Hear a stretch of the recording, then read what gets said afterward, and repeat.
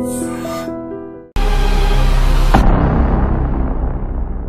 వారం మన guest Telangana CID legal అడ్వైజర్గా పనిచేస్తున్న రిటైర్డ్ జ్యుడిషియల్ ఆఫీసర్.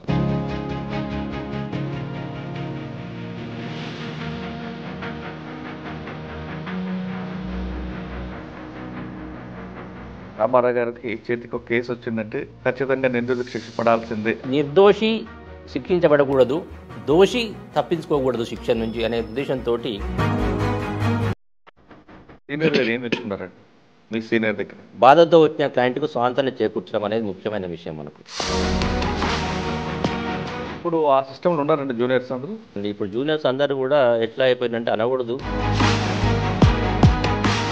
అప్పుడు జనగామనగానే పీపుల్స్ వారు యాక్టివ్ ఉండదు. Narmetta police station attack case ఉంది కదా, అది మాకు నేనే చేశాను ఆ కేసు. అది ఏంటండి ఏం జరిగింది అప్పుడు? కళ్యాణం చంద్రమౌళి అని ఒక పీపుల్స్ వారు నక్సలైట్ను ఒక ఎస్ఐ అరెస్ట్ చేస్తే పోలీస్ స్టేషన్ మీద కొన్ని వేల మంది చుట్టుపక్కల గ్రామస్తులు వచ్చి, గతంలో మీరు అన్నట్టు ఒక కక్షిదారుడు వెళ్ళి తన బాధ చెప్పుకుంటే మీరు చెప్తున్నట్లుగా కూర్చోబెట్టి మంచినీళ్ళు టీ ఇచ్చి మాట్లాడి డబ్బులు లేకపోతే డబ్బులు కూడా ఇచ్చి పంపించే తరం చూశారు మరి. కానీ ఇప్పుడు కొంతమంది అడ్వకేట్లు కన్సల్ట్ ఫీజు పెట్టింది, అది మనం ఎంతవరకు? ఇప్పుడు కన్సల్టేషన్ ఫీజు అంటే వాడు బాధలో వస్తాడు, సడన్గా బాధలో వచ్చి మన బాధ చెప్పుకుంటాడు. నువ్వు నీకు 500 ఇస్తే నీకు సలహా చెప్తా, 1000 రూపాయలు ఇస్తే సలహా చెప్తాను. ఫస్ట్ పోస్టింగ్ ఎక్కడ? ఫస్ట్ పోస్టింగ్ అది ఇల్లందు. ఏముందండి క్రైమ్ నేచర్ అక్కడ? ఇల్లందు పోస్టింగ్ అనగానే మా నాన్నగారు అన్నాడు, అవసరం లేదు, జాబ్ చేయాల్సిన అవసరం లేదు, రిజైన్ చేసి పోకు, జాయిన్ కాకని చెప్పాడు. ఎందుకంటే భయపడ్డాడు. అంతా మొత్తం నెక్స్ట్ మిస్ ఫీల్డ్. 2 రోజులకు ఒకసారి ఒక ఎన్కౌంటర్. అలాంటి పరిస్థితిలో 9 ఏళ్ళు చేశానండి ఇల్లందులో నేను. మీకు బాగా గుర్తుండిపోయిన కేసు చెప్పండి అక్కడ, ఒక ఎన్కౌంటర్ విషయం కానీ, లేదంటే మీ దగ్గర ప్రొడ్యూస్ చేస్తారు కదా నైట్ టైంలో. అల్లపల్లి దగ్గర ఒక అప్పట్లో జనశక్తి ఎన్కౌంటర్ జరిగింది. దాని తర్వాత ఎల్లింది పోలీస్ స్టేషన్ మీద అటాక్ జరిగింది. దాదాపు ఒక 5-6 వేల మంది వచ్చి అటాక్ చేశారు. ఖమ్మంలో ఏమన్నా సార్ మంచి కేసులు? ఖమ్మంలో ఒక చిట్ ఫండ్ కేసు ఉండేనండి. ఇప్పటివరకు నా లైఫ్లో నాకు బాగా సాటిస్ఫాక్షన్ ఇచ్చిన కేసు అదే. కొంతమంది రాజకీయ నాయకులు ఏం చేశారంటే ఒక పెద్ద చిట్ ఫండ్ పెట్టారు, కంపెనీ చిట్స్ చేయించుకొని ఓవర్ నైట్. సార్ అన్నిలో మీకు బాగా గుర్తున్న కేసు అంటే రివీల్ చేయని కేసు చెప్పండి. దిల్షుఖ్నగర్ బ్లాస్ట్ కేసు ఉంది. చాలా కష్టపడ్డాం మేము. బ్లాస్ట్ అయిన తర్వాత నేను ఇంటికి పోయి ఫ్రెష్ అప్ అయినా మళ్ళీ కార్ వచ్చేసింది. ఏంటి అంటే సార్ బ్లాస్ట్ అయింది, అర్జెంట్ రమ్మంటారు సార్ అని. భారతదేశంలో ఒకటే యూనివర్సిటీ ఉంది, ఫోరెన్సిక్ యూనివర్సిటీ, అహ్మదాబాద్లో ఉంది. అక్కడి నుంచి ఎక్స్పర్ట్స్ వచ్చారు, వాళ్ళంతా కలెక్ట్ చేశారు. లోకల్ సెంట్రల్ ల్యాబొరేటరీ వాళ్ళు వచ్చారు. హిమాచల్ కొండలను కబ్జా చేశారు కదా ఆ కేసు గురించి చెప్పండి. అంటే ఒక 3 ఎకరాలు కబ్జా చేసి స్కూల్ కట్టుకున్నారు. అది డిమాలిషన్ ఆర్డర్ ఇచ్చారండి నేను. బత్కల్ బ్రదర్స్ గురించి చెప్పండి. చాలా పేరు వచ్చిన వాళ్ళు, చాలా తెలివికల్లో వాళ్ళు అండి. బత్కల్ అంటే మీకు తెలుసు అనుకుంటా ప్లేస్ అది. Yasin Bhatkal is drop out from the school. వాళ్ళ brother cousin Riyaz Bhatkal is now ISI కట్టడం. సరే అంతా ఆయన ఎన్కౌంటర్ అయ్యాడు కదా.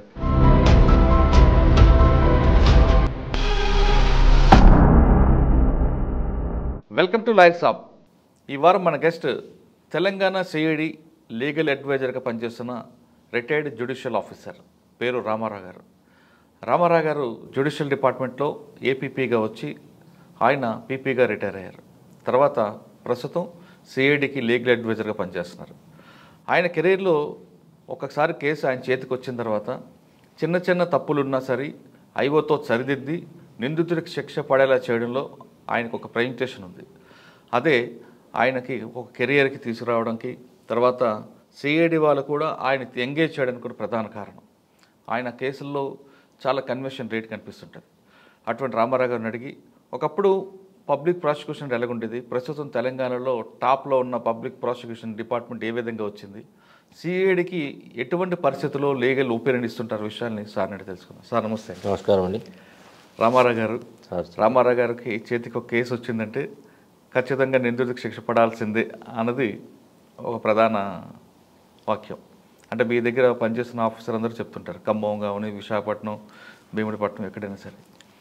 అంటే ఆ ఫైల్ వచ్చిన తర్వాత జనరల్గా పీపీలు ఏం చేస్తుంటారంటే ఏపీపీలు కానీ వాళ్ళందరూ చూసి ఆర్గ్యుమెంట్కి వెళ్ళిపోతుంటారు. కానీ మీరు మాత్రం ఫైల్ని 1-2 సార్లు చదవడం, ఒకవేళ ఫైల్లో ఏవైనా ఇబ్బందులు ఉంటే దాన్ని మళ్ళీ ఐఓని పిలిపించి సరిదిద్దడం, అంటే ముందే దానికి ఆర్గ్యుమెంట్ ముందే మీరు హోంవర్క్ ఎక్కువ చేస్తారనేది కూడా మీ దగ్గర వర్క్ చేసిన ఐఓలు చెప్తుంటారు. మీరు డిపార్ట్మెంట్కి వచ్చినప్పుడు ప్రాసిక్యూషన్ ఎలాగుండేది, మీరు రిటైర్ అయిన సమయానికి దాంట్లో మార్పులు చేర్పులు ఎలాగొచ్చాయి, ఇప్పుడున్న మార్పులు సరిపోతాయా, ఇంకా ముందుకి ఇప్పుడు మనం డెవలప్ అవుతున్నాం కాబట్టి ఇంకెలాంటి మార్పులు చేస్తే ప్రాసిక్యూషన్ ఇంకా స్ట్రాంగ్ అవుతుంది? అంటే పోలీసు ప్రాసిక్యూషన్ ఇద్దరు అన్నదమ్ముల్లాగా పనిచేస్తే బాగుంటుందా, లేదు డిఫరెంట్గా ఉంటే బాగుంటుందా అన్నది మీ అనుభవం ఒకటి చెప్పాలి.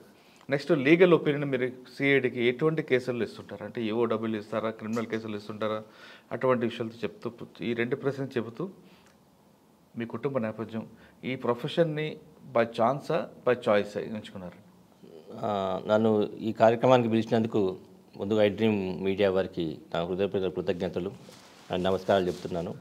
పబ్లిక్ ప్రాసిక్యూటర్స్ అనేది రెండు రకాలు ఉన్నారు మన రాష్ట్రంలో, మన దేశంలో కూడా. మొదటిది హైరార్కీ, అంటే హైకోర్టులో ఇచ్చే పబ్లిక్ ప్రాసిక్యూటర్ వ్యవస్థ డిఫరెంట్. సబార్డినేట్ కోర్ట్స్ అంటే డిస్ట్రిక్ట్ కోర్ట్స్ నుంచి మేజిస్ట్రేట్ కోర్ట్స్ వరకు, డిస్ట్రిక్ట్ అండ్ సెషన్స్ కోర్ట్స్ నుంచి మేజిస్ట్రేట్స్ కోర్ట్ వరకు ఉన్న పబ్లిక్ ప్రాసిక్యూటర్స్ వ్యవస్థ వేరు.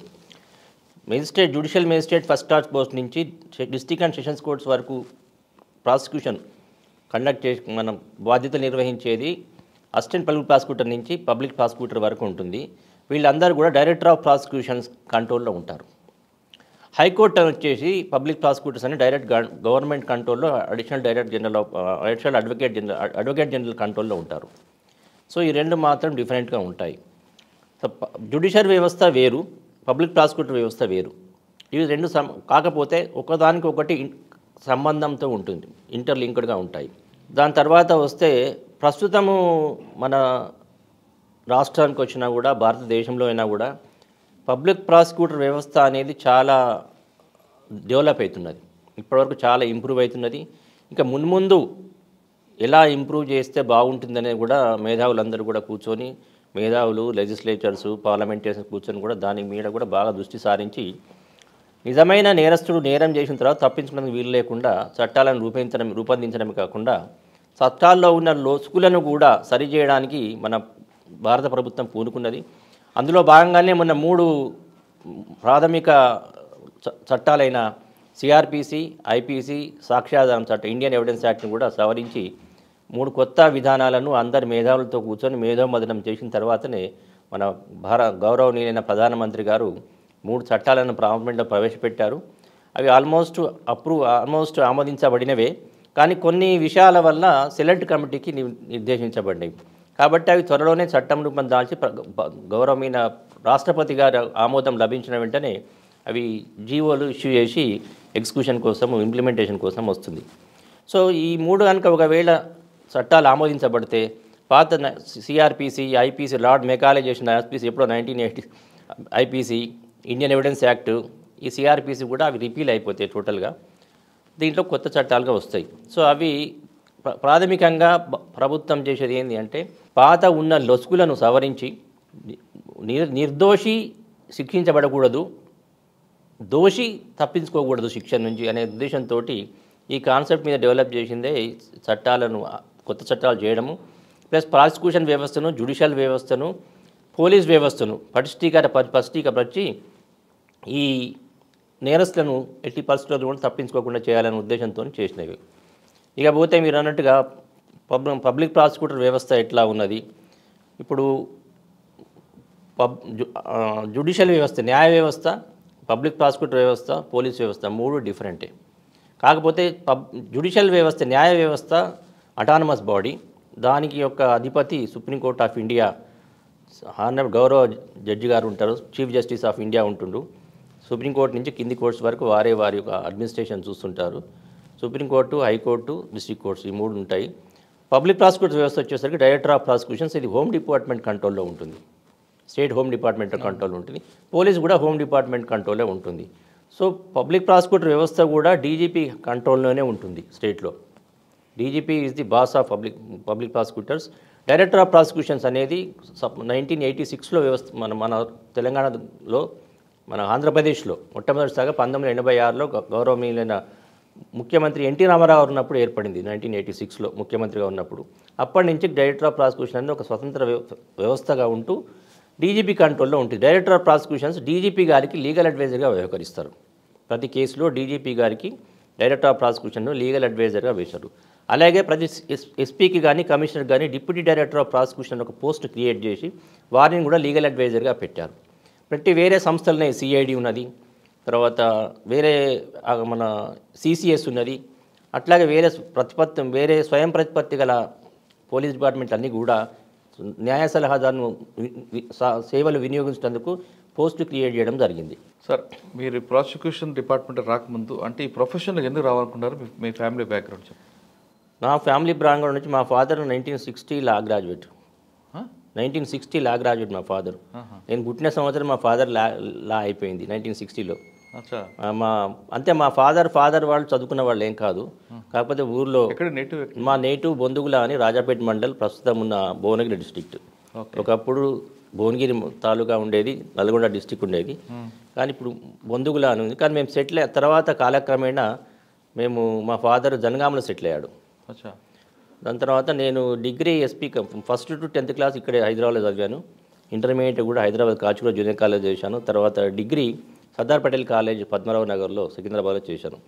చేసిన తర్వాత 1982లో నేను ఎల్ఎల్బి అడ్మిషన్ దొరికింది నాకు కాకతీయ యూనివర్సిటీలో. అక్కడ జాయిన్ అయ్యి 1986లో అయిపోయింది అది. అంటే కావాలని తీసుకున్నారండి, లేదంటే ఆల్టర్నేటివ్ లేక తీసుకున్నారా? లేదా కావాలని ముందు అనుకోలేదు, కానీ తర్వాత ఎంట్రన్స్ రాసిన తర్వాత నాకు ఎంట్రన్స్లో 4th ర్యాంక్ వచ్చేసరికి నేను దాని వైపు మొగ్గు చూపి నేను ఎల్ఎల్బి జాయిన్ అయిపోయాను. కాకతీయ యూనివర్సిటీలో ఈవినింగ్ కాలేజ్ చేశాను. అప్పుడు ఈవినింగ్ కాలేజ్ మాత్రమే ఉండింది, డే కాలేజ్ లేదు. యూనివర్సిటీలో ఈవినింగ్ కాలేజ్ చేసిన తర్వాత అప్పటికే నా ఎల్ఎల్బి ఫస్ట్ ఇయర్లో నా మ్యారేజ్ అయిపోయింది. ఎల్ఎల్బి సెకండ్ ఇయర్ లే అరేంజ్ మ్యారేజ్. ఎల్ఎల్బి సెకండ్ ఇయర్లో నాకు కొడుకు పుట్టాడు. కొడుకు పుట్టిన తర్వాత నేను జనగామలోనే ప్రాక్టీస్ చేశాను. గంపల పాపిరెడ్డి గారని అడ్వకేట్ గారి దగ్గర జూనియర్గా చేశాను. అనతి కాలంలోనే ఒక సంవత్సరం లోపలనే నేను సపరేట్ ఆఫీస్ పెట్టుకోవడం జరిగింది. జాన్ రెడ్డి గారని ఒక జనగామలో ఇప్పుడు అడ్వకేటు, అప్పుడు క్లర్క్గా పనిచేసేవాడు మా సీనియర్ దగ్గర పనిచేసేవాడు. ఇప్పుడు సీనియర్ అడ్వకేట్ అతను జనగామలో. మీ నాన్నగారు లాయరు, మీరు లాయరు, మరి మీ కుటుంబంలో? మా నాన్నగారు లా చదివి కానీ ప్రాక్టీస్ చేయదండి. చదివారు కదా? చదివారు. చాలా ట్రాన్స్ఫర్ ఆఫ్ ప్రాపర్టీ యాక్ట్లో చాలా నిష్ణాతుడు మా నాన్నగారు, గోల్డ్ మెడలిస్ట్ ఆయన. మా నాన్నగారు అంటే మా నల్గొండ జిల్లాలో చాలా ఫేమస్ అప్పట్లో.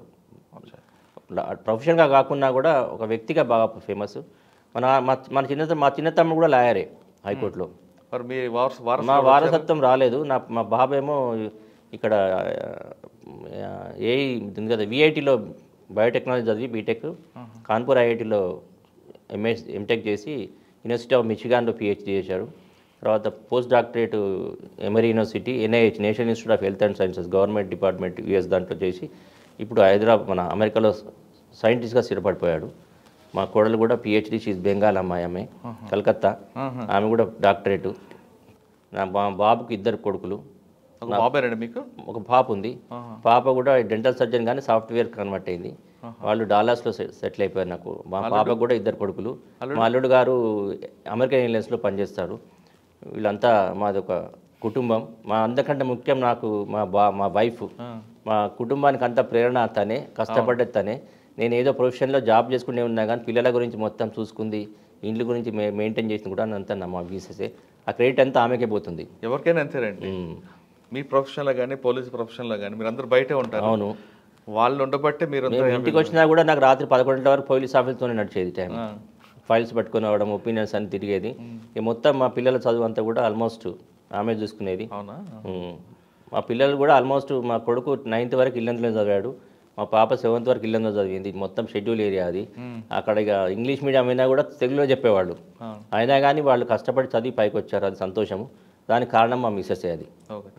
సార్, అడ్వకేట్, సీనియర్ అడ్వకేట్ అనేది కోర్టు ఇస్తుందా, లేదంటే మనకు సీనియారిటీ ప్రకారం senior? Only advocate, senior advocate అనేది డిస్క్రిమినేషన్ ఓన్లీ డిస్క్రిప్షన్ ఎక్కడ వస్తుందంటే హైకోర్టు నుంచే వస్తుంది. అది డిస్ట్రిక్ట్ కోర్టు వరకు లేదు. డిస్ట్రిక్ట్ కోర్టు వరకు ఎట్లా ఉంటుందంటే మేజిస్ట్రేట్ కోర్టు, డిస్ట్రిక్ట్ కోర్టు వరకు ఎక్స్పీరియన్స్ని బట్టి సీనియర్ జూనియర్ అనుకునే వాళ్ళకి తప్ప సీనియర్ అడ్వకేట్ డిజిగ్నేషన్ అనేది హైకోర్టు మాత్రమే టెస్ట్ పెట్టి ఇంటర్వ్యూ పెట్టి ఇస్తుంది. కానీ చాలామంది సీనియర్ అడ్వకేట్ చెప్తుంటారు కదా, విజిటింగ్ కార్డులు వేసుకుంటారు కదా. అది హైకోర్టు వాళ్ళకు మాత్రమే పర్మిషనబుల్. అది మిగతా అడ్వకేట్లే పర్మిషనబుల్ కాదు. కానీ వారి అభిప్రాయాలు మనం ఖండించడం బాగోదు.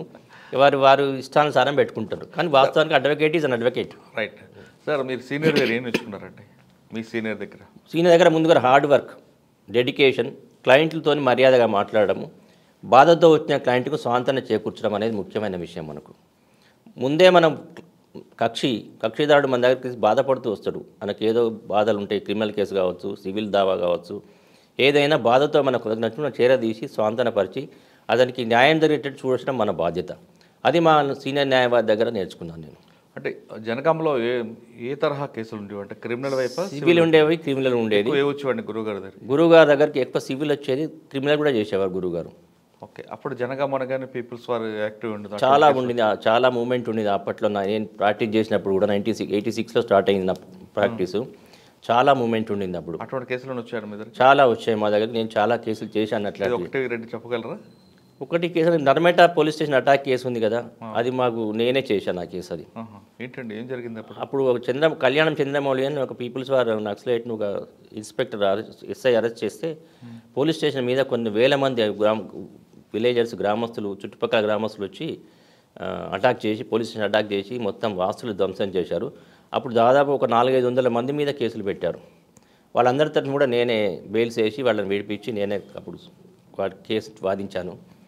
తర్వాత సరే ఎక్స్ట్రీమిస్ట్ వారిని అప్పుడు టాడా పోక్సో ఉండే వాడి ఆ చట్టాల ద్వారా వారిని రిమాండ్ చేసి ఆ చట్టం ప్రకారం వాళ్ళకి చర్యలు తీసుకున్నారు. ఈ కేసు మాత్రం కొన్ని సంవత్సరాలు నడిచిన తర్వాత ఈ లోపలనే నేను ఏపీపీగా వెళ్ళిపోయి వేరే మిత్రుడికి ఇచ్చి వెళ్ళిపోయాను. నేను సార్ సీనియర్ దగ్గర మీరు ఎంత టైం స్పెండ్ చేసేవారండి? నేను మా ఆఫీస్ రాత్రి 8 గంటలకు స్టార్ట్ అయ్యింది. మా సీనియర్ ఆఫీసు రాత్రి 12-12:30 వరకు ఆఫీస్ ఉండేది. మళ్ళీ మార్నింగ్ 7 to 10 o'clock వరకు సీనియర్ వరకు ఉండేవాడిని. ఏం నేర్చుకున్నారు? అంటే ఎక్కువ బుక్స్ చదవడం, లైబ్రరీ చూడడం, లేదా జడ్జిమెంట్స్ కాపీస్ మీద ఎక్కువగా? ఫస్ట్ డ్రాఫ్టింగ్ అనేది ముఖ్యం అన్నిటి మనకు. ఏ కేసు కావాలన్నా డ్రాఫ్టింగ్ కావాలి. డ్రాఫ్టింగ్ అనేది వారు చెప్తుంటే నేను రాసేవాడిని. అందులో తప్పు లేకుండా రాస్తేనే మా సీనియర్ మెచ్చుకునేవాడు.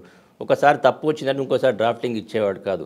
కానీ భగవంతుని దయ వలన ఏ రోజు కూడా నాలో తప్పు దొరకలేదు. రాసింది వారు డిక్టేట్ చేసింది కరెక్ట్గా రాసేవాడిని, మెచ్చుకునేవాడు.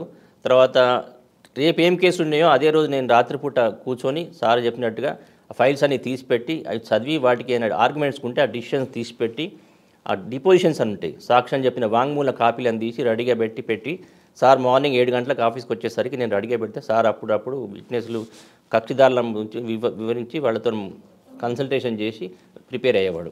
సార్ కొంతమంది సీనియర్లు ఒకే జడ్జిమెంట్ని, అంటే 498 ఎగ్జాంపుల్ అంటాను, 498లో ఒక శిక్ష పడింది, అదే జడ్జిమెంట్ కాపీని ఎక్కువ అంటే వేరే వేరే కోర్టులో వచ్చిన కాపీలు అన్నింటినీ కూడా చదివించేవారు.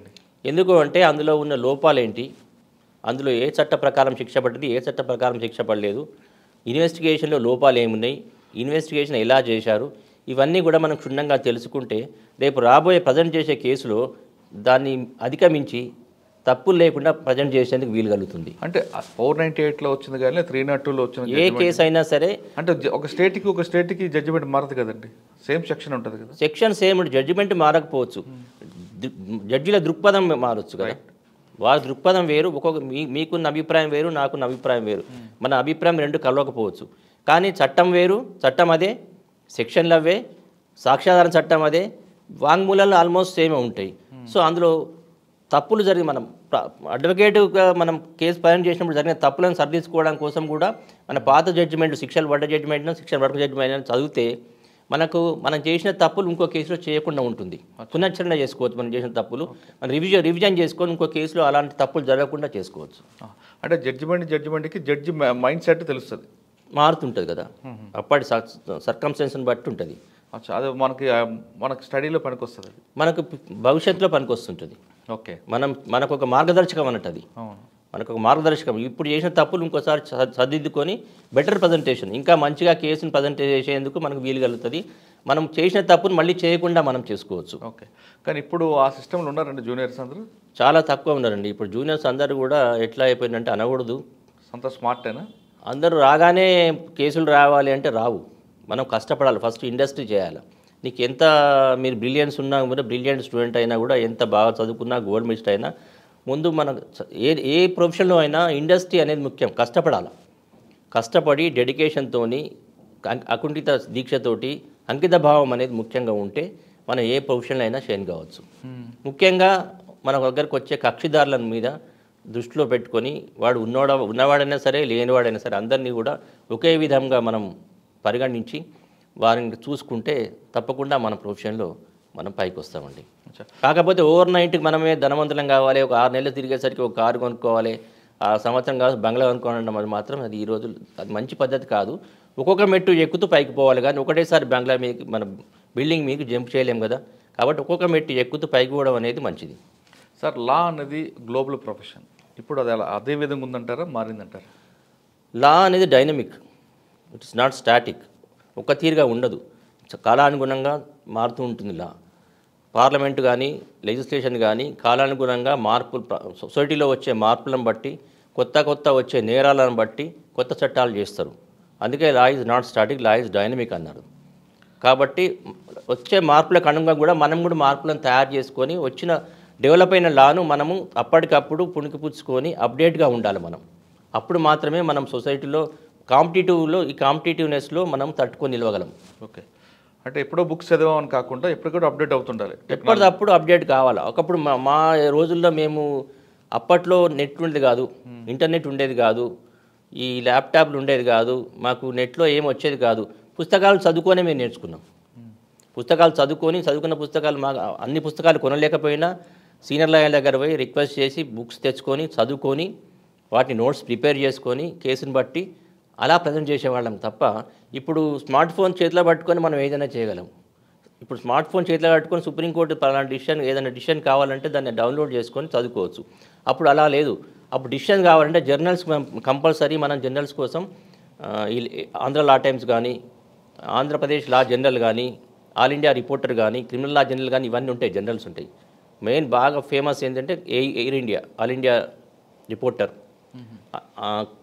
క్రిమినల్ లా జర్నల్ సిఆర్ఎల్జే అంటారు, AP Andhra Pradesh law journal, Andhra law times, ఇవన్నీ చాలా ఇట్లాంటి క్రైమ్స్, ఇవన్నీ జనరల్ మనం కనీసం ఒక్కటన్నా పీరియాడికల్ సెంటర్ బట్టి ఒకటన్నా మనం మంత్లీ తెప్పించుకోగలిగితే అది చదువుకోవాలి మనం.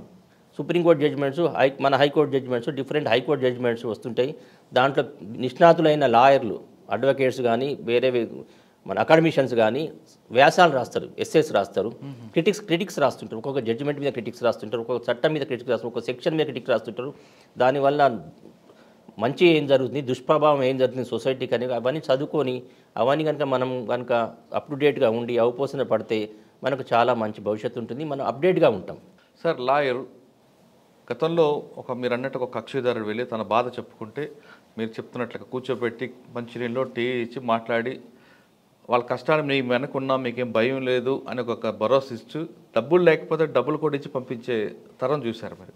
కానీ ఇప్పుడు కొంతమంది అడ్వకేట్లు కన్సల్ట్లో ఫీజు పెట్టింది, అది మరి ఎంతవరకు సంబంధం? మీరు అన్నది వాస్తవం. ఒకప్పటి లాయర్ నేను చూసినంతవరకు సీనియర్ లాయర్లను ముందు కక్షిదారుడు రాగానే ఎక్కడి నుంచో రాత్రి వస్తాడు. ఎందుకంటే అప్పట్లో కోర్టులు దగ్గరలో ఉండేవి కావు, ట్రాన్స్పోర్ట్ ఫెసిలిటీ కూడా ఉండేది కాదు. దూర దేశం నుంచి దూర ప్రాంతాల నుంచి రావాలా, వచ్చి రాత్రి ఎక్కడో బస్ స్టాండ్లోనో ఏదైనా తెలిసిన వాళ్ళ ఇంట్లోనో రైల్వే స్టేషన్లో అట్లా ఉన్న వాళ్ళని చూసాం మనం. పొద్దున్నే లేచి 6 గంటల వరకు లాయర్ గారి ఇంటి ముందర ఉండేవాడు. అట్లాంటి వాళ్ళని కూడా లాయర్ గారు కానీ లాయర్ గారి కుటుంబీకులు కానీ పిలిచి మంచినీళ్ళు పోసి టీ పోసి బాబు కానీ టిఫిన్ చేస్తావా పెట్టి భోజనం కానీ పెట్టి వాళ్ళను మా సీనియర్ లాయర్లు అయితే డబ్బులు లేకుండా డబ్బులు ఇచ్చి పంపించేవాళ్ళు, బస్సు కిరాయిలు ఇచ్చి. అప్పుడు చాలా తక్కువ ఉండే కిరాయిలు, దూరం ప్రదేశం పోవాలి, ఇచ్చి పంపించేవాళ్ళు. వాడు డబ్బులు ఇచ్చినా కూడా మనకు ఫీజు మొత్తం ఇచ్చినా కూడా నీకు బస్ కిరాయిలు డబ్బులు ఉన్నాయని అడిగి ఇచ్చిన వాళ్ళని కూడా చాలామందిని చూసాం. కానీ ఇప్పుడు ఆ సంస్కృతి అనేది మెల్లమెల్లగా పోయిందండి, ఆ పద్ధతి అనేది పోయింది. ఇప్పుడు ఎంతసేపు మనం అంటే దురదృష్టకరంగా కొంతమందిని చూస్తున్నాం, అందరూ కాదు, ఏదో కొంతమంది ఉండొచ్చు, అందరిని అంటే వీల్లేదు, ఒకటో ఇద్దరు ఉండొచ్చు, దాంట్లో ఎవరో ఎక్సెప్షన్ కాదు. అట్లాంటి వాళ్ళు ఏమైందంటే ఇప్పుడు కక్షిదారులు వచ్చే డబ్బులు ఎంత ఇస్తాడా అని చూడడమే తప్ప కక్షిదారుల బాగోగులు చూసే లాయర్ల వ్యవస్థలు చాలా తగ్గిపోయిందండి. కానీ లాయర్ని కలవాలంటేనే ముందు ఫీజు తీసుకుంటున్నారు కదా, అడ్మిషన్ ఫీజు లాగా. మీరు అన్నట్టు కరెక్ట్. ఇప్పుడు లాయర్ ఇప్పుడు ఇంతకుముందు మన కన్సల్టేషన్ ఫీజు అనేది డాక్టర్ల దగ్గరనో లేక వేరే డిపార్ట్మెంట్లో చూసేవాళ్ళం. కానీ ఇప్పుడు దురదృష్టవశాత్తు లాయర్లు కూడా కన్సల్టేషన్ ఫీజు పెడుతున్నారు. అది ఎంతవరకు కరెక్ట్ అనేది మేధావులందరూ ఆలోచించాలి. ఇప్పుడు కన్సల్టేషన్ ఫీజు అంటే వాడు బాధలో వస్తాడు, సడన్గా బాధలో వచ్చి మన బాధ చెప్పుకుంటాడు. నువ్వు నీకు 500 ఇస్తేనే నీకు సలహా చెప్తా, 1000 రూపాయలు ఇస్తే సలహా చెప్తానంటే సబబు కాదు అని నా యొక్క మనవి. అలాంటి వారికి నా చేతులెత్తి నమస్కారం ప్రార్థించేది ఏంటంటే ఇలాంటివి చేయకండి. మీ దగ్గరకు వచ్చిన వ్యక్తికి సాంత్వనపరిచి మీ తోచిన సలహా చెప్పండి. అంతేగాని కన్సల్టేషన్ పేరు మీద కక్షిదారులను ముందు ముఖ్యంగా బీదవాళ్ళను, మన దగ్గరికి సడన్గా వచ్చేవాళ్ళు ఎవరంటే బీదవాళ్ళు. డబ్బున్న వాళ్ళు ఎలాగైనా ఏ లాయర్నైనా ఎంగేజ్ చేసుకోడు. బీద వాళ్ళకి మాత్రం ఈ కన్సల్టేషన్ అనేది పెట్టకుండా మీకు తోచిన సలహా ఇచ్చి మీ మీ ఒకవేళ మిమ్మల్ని కనుక కేసు చేయమంటే దయచేసి చేయండి. డబ్బుల కోసం కాకుండా మీరు ఒక వారికి లాభం చేసినట్టు అవుతుంది, ఒక బీద వాడికి లాభం చేసినట్టు అవుతుంది. అతని సాంతనపరిచి అతని కేసు కనుక మీరు తీసుకుంటే అతను చాలా సంతోషంగా ఇంటికి పోతారు. అట్లాంటిది మనకు చాలా తృప్తినిస్తుంది జీవితంలో. అంటే మీరు చెప్పింది వాస్తవమే, కానీ డబ్బులు తీసుకున్న లాయర్ల యొక్క ఒపీనియన్ ఏ విధంగా ఉందంటే ఆఫీస్ ఖర్చులు ఉంటాయి మాకు, ఒకటి. రెండు, వచ్చిన వాళ్ళు డైరెక్ట్గా మాకు కేసు ఎవరు, థర్డ్ ఒపీనియన్ సెకండ్ ఒపీనియన్ కోసం మా దగ్గరకు వస్తుంటారు. ఈ ఇద్దరు వర్గాల వల్ల మాకు టైం వేస్ట్ అవుతుంది కాబట్టి మేము ఫీజు పెడితే కొంత ఫిల్టర్ అవుతుందని వాళ్ళ ఒపీనియన్. అది కరెక్ట్ కాదండి. ఎందుకంటే మన టైం వేస్ట్ అనేది ముఖ్యంగా మంచి విషయం కాదు. టైం ఎట్లా వేస్ట్, మనం రోజుకి ఎంత టైం వేస్ట్ చేస్తున్నాం? ఒక 10 నిమిషాలు 5 నిమిషాలు మనం ఒక వచ్చిన కక్షిదారుని కోసం మనం వెచ్చించలేమా? 5 నిమిషాలు 10 నిమిషాలు పడుతుంది మనకు సలహా. ఆయన ఒక 5 నిమిషాలు ఆయన బాధ చెప్పుకుంటాడు, మన సలహా చెప్పిన 1-2 నిమిషాలు చెప్తాం. దానికోసం కన్సల్టేషన్స్ అనేది మన తర్వాత ఆఫీస్ ఖర్చులు అనేది అది మన సంబంధించింది, వాళ్ళకి సంబంధించింది కాదు కదా. నేను ఈ ఆఫీస్ని ఈ కార్పొరేట్ లెవెల్లో పెట్టుకోమని అతను చెప్తలేడు. నీ దగ్గరకు వచ్చిండు అంటే నీ ఆఫీస్ ఎట్లా ఉంది, ఆఫీస్ చూసి రావట్లేదు కక్షిదారులు. దగ్గరలో మనకు అందుబాటులో ఉన్న లాయర్లు ఎవరు, అడ్వకేట్స్ ఎవరు అని చూసి వస్తున్నారు తప్ప నీ ఆఫీస్ చూసి రావట్లేదు అని నాకు అభిప్రాయం. కానీ కొంతమంది మాత్రం ఆఫీసు ఎస్టాబ్లిష్మెంట్ చూసే వస్తున్నారండి. అది ఇవాళ రేపు కార్పొరేట్ వ్యవస్థ వచ్చిన తర్వాత అందరికీ అలా తయారు చేయాలని ఒకటి వచ్చింది. నిజంగా మీరు అన్నట్లుగా న్యాయం చేస్తాం అని చెప్పిన లాయర్లు నమ్మకుండా హడావడి ఆ ఎస్టాబ్లిష్మెంట్ కార్పొరేట్ స్టైల్ ఉంటేనే నమ్మే స్థితి. ఇందులో ఇంకొక దురదృష్టంగా బ్రోకర్స్ కూడా ఎంటర్ అయ్యారండి. ఇప్పుడు ఇంతకుముందు డైరెక్ట్ కక్షిదారు అడ్వకేట్ మధ్యనే ఉండేది ఇద్దరికి. ఇప్పుడు మధ్యన టౌట్స్ ఈ మధ్యవర్తులు రావడం వల్ల కూడా ఈ కక్షిదారునికి ఖర్చు పెరిగిపోతుంది. ఎందుకంటే వచ్చిన వ్యక్తి దీని మీదనే ఆధారపడతాడు. ఇటు లాయర్ గారి దగ్గర కమిషన్ తీసుకుంటాడు, అటు కక్షిదారు దగ్గర కమిషన్ తీసుకుంటాడు. అదే వాళ్ళ జీవన వృత్తి అయిపోతుంది, జీవన శైలి అయిపోతుంది. దానివల్ల కక్షిదారునికి డబుల్ భారం అయిపోతుంది. కొన్నిసార్లు 10,000 సపోజ్ కొంత డబ్బు తీసుకొని అడ్వకేట్ ఫీజు ఇంత 10,000 అన్నాను అనుకోండి, 10,000 వసూలు చేస్తారు. అడ్వకేట్కి ఇచ్చేది ఎంత? 2,000 3,000 ఇస్తాడు, లేకుంటే 5,000 ఇచ్చింది అనుకోండి. 5,000 అతను తీసుకున్నట్టే కదా. ఈ 5,000 అదనంగా కక్షిదారులకు నష్టమే కదా. సో ఇలాంటి వాళ్ళతో కూడా ఈ కక్షిదారులకును లాయర్లకు మధ్యన దూరం పెరిగిపోతుంది. ప్లస్ కక్షిదారులకు కూడా భారం అయిపోతుందండి. ఎందుకంటే బ్రోకర్ వ్యవస్థ సపోర్ట్ చేయడం ఎందుకు లాయర్లు? అసలు డైరెక్ట్గా కంప్లైంట్ మాది రావచ్చు. అది ఇక వ్యవస్థలో భాగం అయిపోయిందండి. అట్లాంటిది నిర్మూలించాలి. ఒక మంచి దాన్ని ఏమంటారు, మంచి ప్రవర్తన గల లాయర్ కానీ, మంచి స్టాండింగ్ ఉన్న లాయర్, ఒక స్టేజ్లో ఉన్న లాయర్ బ్రోకర్ వ్యవస్థను ఎవరు ప్రోత్సహించట్లేదండి. దురదృష్టవశాత్తు కొంతమంది మాత్రం ప్రోత్సహిస్తున్నారు. కాకపోతే అప్పట్లో మేము ప్రాక్టీస్ చేసినప్పుడు కూడా బ్రోకర్ వ్యవస్థ ఉంది, లేదు అని కాదు. కానీ ఊర్లలో తెలిసిన వాళ్ళు ఉంటే వాళ్ళని తీసుకొని వాళ్ళకి తెలిసిన లాయర్ల దగ్గరకు వచ్చి చూసేవాళ్ళు. కానీ ఈ కమిషన్ వ్యవస్థ అనేది లేదు అప్పట్లో. అది కాలక్రమేణా కొంచెం మారిపోయి వాళ్ళకు కూడా అది కూడా ఒక బిజినెస్ అయిపోయింది. సార్, మీరు చెప్తున్న బ్రోకర్ వ్యవస్థ మీద పార్లమెంట్లో బిల్లు కూడా వచ్చిందండి. దాన్ని కొంతమంది అడ్డుకుంటున్నారు. అది మంచిది కాదు. అది రావాలి. మార్పు అనేది ప్రతి సమాజంలో మార్పు అనేది సహజం. అలాంటి చట్టాలు వచ్చినప్పుడే అందరికీ లాభం జరుగుతుంది. దానివల్ల ఎవరికి నష్టం లేదు. అంటే మీరు అన్నట్లుగా వాళ్ళు ఒక వ్యవస్థలాగా దాని మీదే బతుకుతున్నారు కదండి. అది వాళ్ళకు ఒక జాబ్ అయిపోయింది. ఇప్పుడు ఆర్టీ ఆఫీస్ ముందు ఎలాగైతే కూర్చుంటారో, సబ్ రిజిస్టర్ ముందు ఎలా కూర్చుంటారు, కలెక్టర్ మీ ఆఫీస్ ముందు అలాగే కూర్చుంటున్నారు. అది తప్పు అని అంటుంది అది వ్యవస్థ. ఇప్పుడు వేరే ఇతర దేశాలు ఇలాంటి వ్యవస్థ లేదు. అంతే ఆన్లైన్ చేసినప్పుడు ఇదంతా ఉండదు. ఇప్పుడు ప్రస్తుత పరిస్థితుల్లో అంతా కూడా ఈ గ్లోబల్ విలేజ్ అయిపోయింది ప్రపంచం. గ్లోబల్ విలేజ్లో మొత్తం ఆన్లైన్ అయిపోయినప్పుడు ఏమైపోతుంది, ఈ దళారీ వ్యవస్థ అనేది, బ్రోకర్ వ్యవస్థ అనేది మెల్లిమెల్లిగా తొలగిపోతుంది. సార్, మనం ఒకసారి మీ బ్యాక్ వెళ్తే చెప్పండి. మీ సర్వీస్లోకి ఏపీపీగా సెలెక్ట్ అయ్యారు. 1982లో నేను సెలెక్ట్ అయ్యానండి. ఫస్ట్ పోస్టింగ్ ఎక్కడ? ఫస్ట్ పోస్టింగ్ అది ఇల్లందు, ఖమ్మం. 1992 6th ఏప్రిల్ రోజు నేను జాయిన్ అయ్యాను. ఏముండండి క్రైమ్ నేచర్ అక్కడ?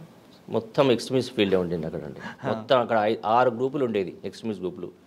ఇల్లందు పోస్టింగ్ అనగానే మా నాన్నగారు అన్నాడు, అవసరం లేదు, జాబ్ చేయాల్సిన అవసరం లేదు, రిజైన్ చేసి పోకు, జాయిన్ కాకని చెప్పాడు. ఎందుకంటే భయపడ్డాడు. అంతా మొత్తం ఎక్స్ట్రీమిస్ట్ ఫీల్డ్, అక్కడ చాలా ప్రాబ్లం ఉంటుంది. మొత్తం ఏజెన్సీ ఏరియా అక్కడ. అప్పుడు ఇల్లందులో ఎట్లా ఉండేదంటే, నేను 1992 జాయిన్ అయినప్పుడు నేను అన్నాను, సరే భయపడాల్సిన అవసరం లేదు, నేనైతే ముందు జాయిన్ అవుతా, మరీ అంత భయపడే పరిస్థితి ఉంటే వచ్చేస్తలే అని చెప్పి వెళ్ళిపోయాను. వెళ్ళిపోయిన తర్వాత వెనక్కి చూడలేదు నేను. అక్కడే అదే పరిస్థితులకు అనుగుణంగా మారుతూ 9 సంవత్సరాలు చేశాను ఇల్లందులో. నేను అక్కడే ఉన్నాను. మాకు నెల రోజులకు ఒకసారి మంచిళ్ళు వచ్చేవి. నా ఇద్దరు కొడుకు బిడ్డ ఎడ్యుకేషన్ కూడా ఆల్మోస్ట్ అక్కడే, primary education, high school education కూడా. నెల రోజులకు ఒకసారి మంచి లేదు, నెల రోజులకు ఒకసారి మంచిళ్ళు వచ్చేది అంటే అది కూడా రెడ్గా వచ్చేది. మరి ఎలాంటి అవన్నీ మేము బిందులో వేసుకొని చిల్లగింజ అని ఉంటుంది, దాని గంధం తీసి అందులో వేస్తే మొత్తం మట్టి కిందికి పోతే అది తీసి కాగబెట్టుకొని తాగేవాళ్ళం మేము. వాటర్ పంపు అట్లా వచ్చేది. అప్పట్లో అక్కడ ఫిల్టర్ బెడ్స్ కూడా లేవు ఇల్లందులో. ఒక చెరువు ఉండేది, ఆ చెరువు నీళ్ళు వచ్చేది. మొత్తం దోమలు, పెద్ద పెద్ద దోమలు, అవి మొత్తం అడవి ప్రదేశం అది. 2 రోజులకు ఒకసారి ఒక ఎన్కౌంటరు. అలాంటి పరిస్థితిలో 9 ఏళ్ళు చేశానండి ఇల్లందులో నేను. మీకు బాగా గుర్తుండిపోయిన కేసు చెప్పండి. అక్కడ ఒక ఎన్కౌంటర్ విషయం కానీ, లేదంటే మీ దగ్గర ప్రొడ్యూస్ చేస్తారు కదా నైట్ టైంలో. నా టైంలో మేజిస్ట్రేట్ దగ్గర ప్రొడ్యూస్ చేస్తాను, నేను ఏపీపీ కదా. నన్ను రమ్మనేవాళ్ళు, కానీ నేను వెళ్ళేవాడిని కాదు ఎక్కువ కేసెస్లో. కానీ సీన్ ఆఫ్ అఫెన్స్కి పోయేవాడిని నేను. మీకు బాగా గుర్తుండిపోయిన సంఘటన ఒకటి చెప్పండి ఇల్లందులో. ఒక్కటి, అప్పట్లో ఆళ్ళపల్లి దగ్గర ఒక అప్పట్లో జనశక్తి ఎన్కౌంటర్ జరిగింది. అప్పుడు వెళ్ళాను, తెల్లారి తీసుకెళ్ళాను నన్ను సీన్ ఆఫ్ అఫెన్స్ దగ్గరికి. దాని తర్వాత వెళ్ళింది పోలీస్ స్టేషన్ మీద అటాక్ జరిగింది. దాదాపు ఒక 5-6 వేల మంది వచ్చి అటాక్ చేశారు. చాలామంది స్పెషల్ పోలీస్ వచ్చారు, మొత్తం పోలీస్ స్టేషన్ ధ్వంసం చేశారు. ఉన్న వాళ్ళ వెపన్స్ స్నాచ్ చేసే ప్రయత్నం చేశారు సిబ్బందివి. ఎనిహో పోలీస్ వాళ్ళని వెపన్స్ పోకుండా వాళ్ళని జాగ్రత్తగా డీల్ చేశారు. ఎందుకంటే ఆ ఎన్కౌంటర్లో 6-7 చనిపోయారు. ప్రజాపంత నక్సలైట్లు వాళ్ళు. అప్పుడు టేగ్లపల్లి మండలం ఒక ఎంపీపీ కూడా ఉన్నప్పుడు మండల ప్రజా పరిషత్ ప్రెసిడెంట్ కూడా అందులో అతను కూడా చనిపోయాడు ఎన్కౌంటర్లో. సో అప్పట్లో ప్రజాపంద అనేది బాగా ప్రిడామినెంట్గా ఉండేది అప్పట్లో ఇల్లందులో. ప్రజాపంద, జనశక్తి, ఇంకొకటి ఉన్నది దాంట్లో ఫ్యాక్షనే ప్రజా ప్రతిఘటన. శంకరన్న దళం ఉండేది, ఇంకో దళం ఉండేది. పీపుల్స్ వారు కూడా ఉండేది, తక్కువ ఉండేది అది. సో ఆ రోజు ఆల్మోస్ట్ ఒక 2 రోజులు మేము ఇవన్నీ కేసులు తయారు చేయడం, 2 రోజులు ఊళ్ళోనే ఉండి ఇంటికి పోలేదు, 2 రోజులు పోలీస్ స్టేషన్లో ఉండడం వచ్చింది కేసులన్నీ బిల్డప్ చేసేందుకోసం. ఇట్లా చాలా ఉన్నాయి లైఫ్లో. ఓకే, ఇల్లందు నుంచి 9 సంవత్సరాల దగ్గరికి వచ్చారు. వరంగల్ వచ్చారండి ఎక్సైజ్ ఏపీపీగా. అప్పుడు ఒక 2 years ఎక్సైజ్ ఏపీపీగా చేశాను. అక్కడే ఉండి గుడంబా కేసులను అప్పుడు అన్ని గుడంబానే అండి. అప్పుడు లిక్కర్ ప్రొవిషన్ ఉంది కదా, మొత్తం ఈ గుడంబా కేసులే ఉండేది. వేల కేసులు అండి. దాదాపుగా ఒక 20,000 కేసులు ఉండేది. ఒకటే కోర్టు, స్పెషల్ కోర్టు పెట్టారు. Special act, AP provision act వచ్చింది, స్పెషల్ కోర్టు పెట్టారు. 20,000 కేసులు ఉండేది. దాదాపు రోజు ఒక 50-60 కేసులు ఆడేదండి. 50 పొద్దున పోతే ఇంటికి వచ్చేసరికి 7-8 బెయిల్స్ అయిపోయేసరికి. అట్లయితే నాకు బాగా పాత్రుడు గారని జిల్లా జడ్జి గారు ఉండే. ఈ కేసులన్నింటినీ కూడా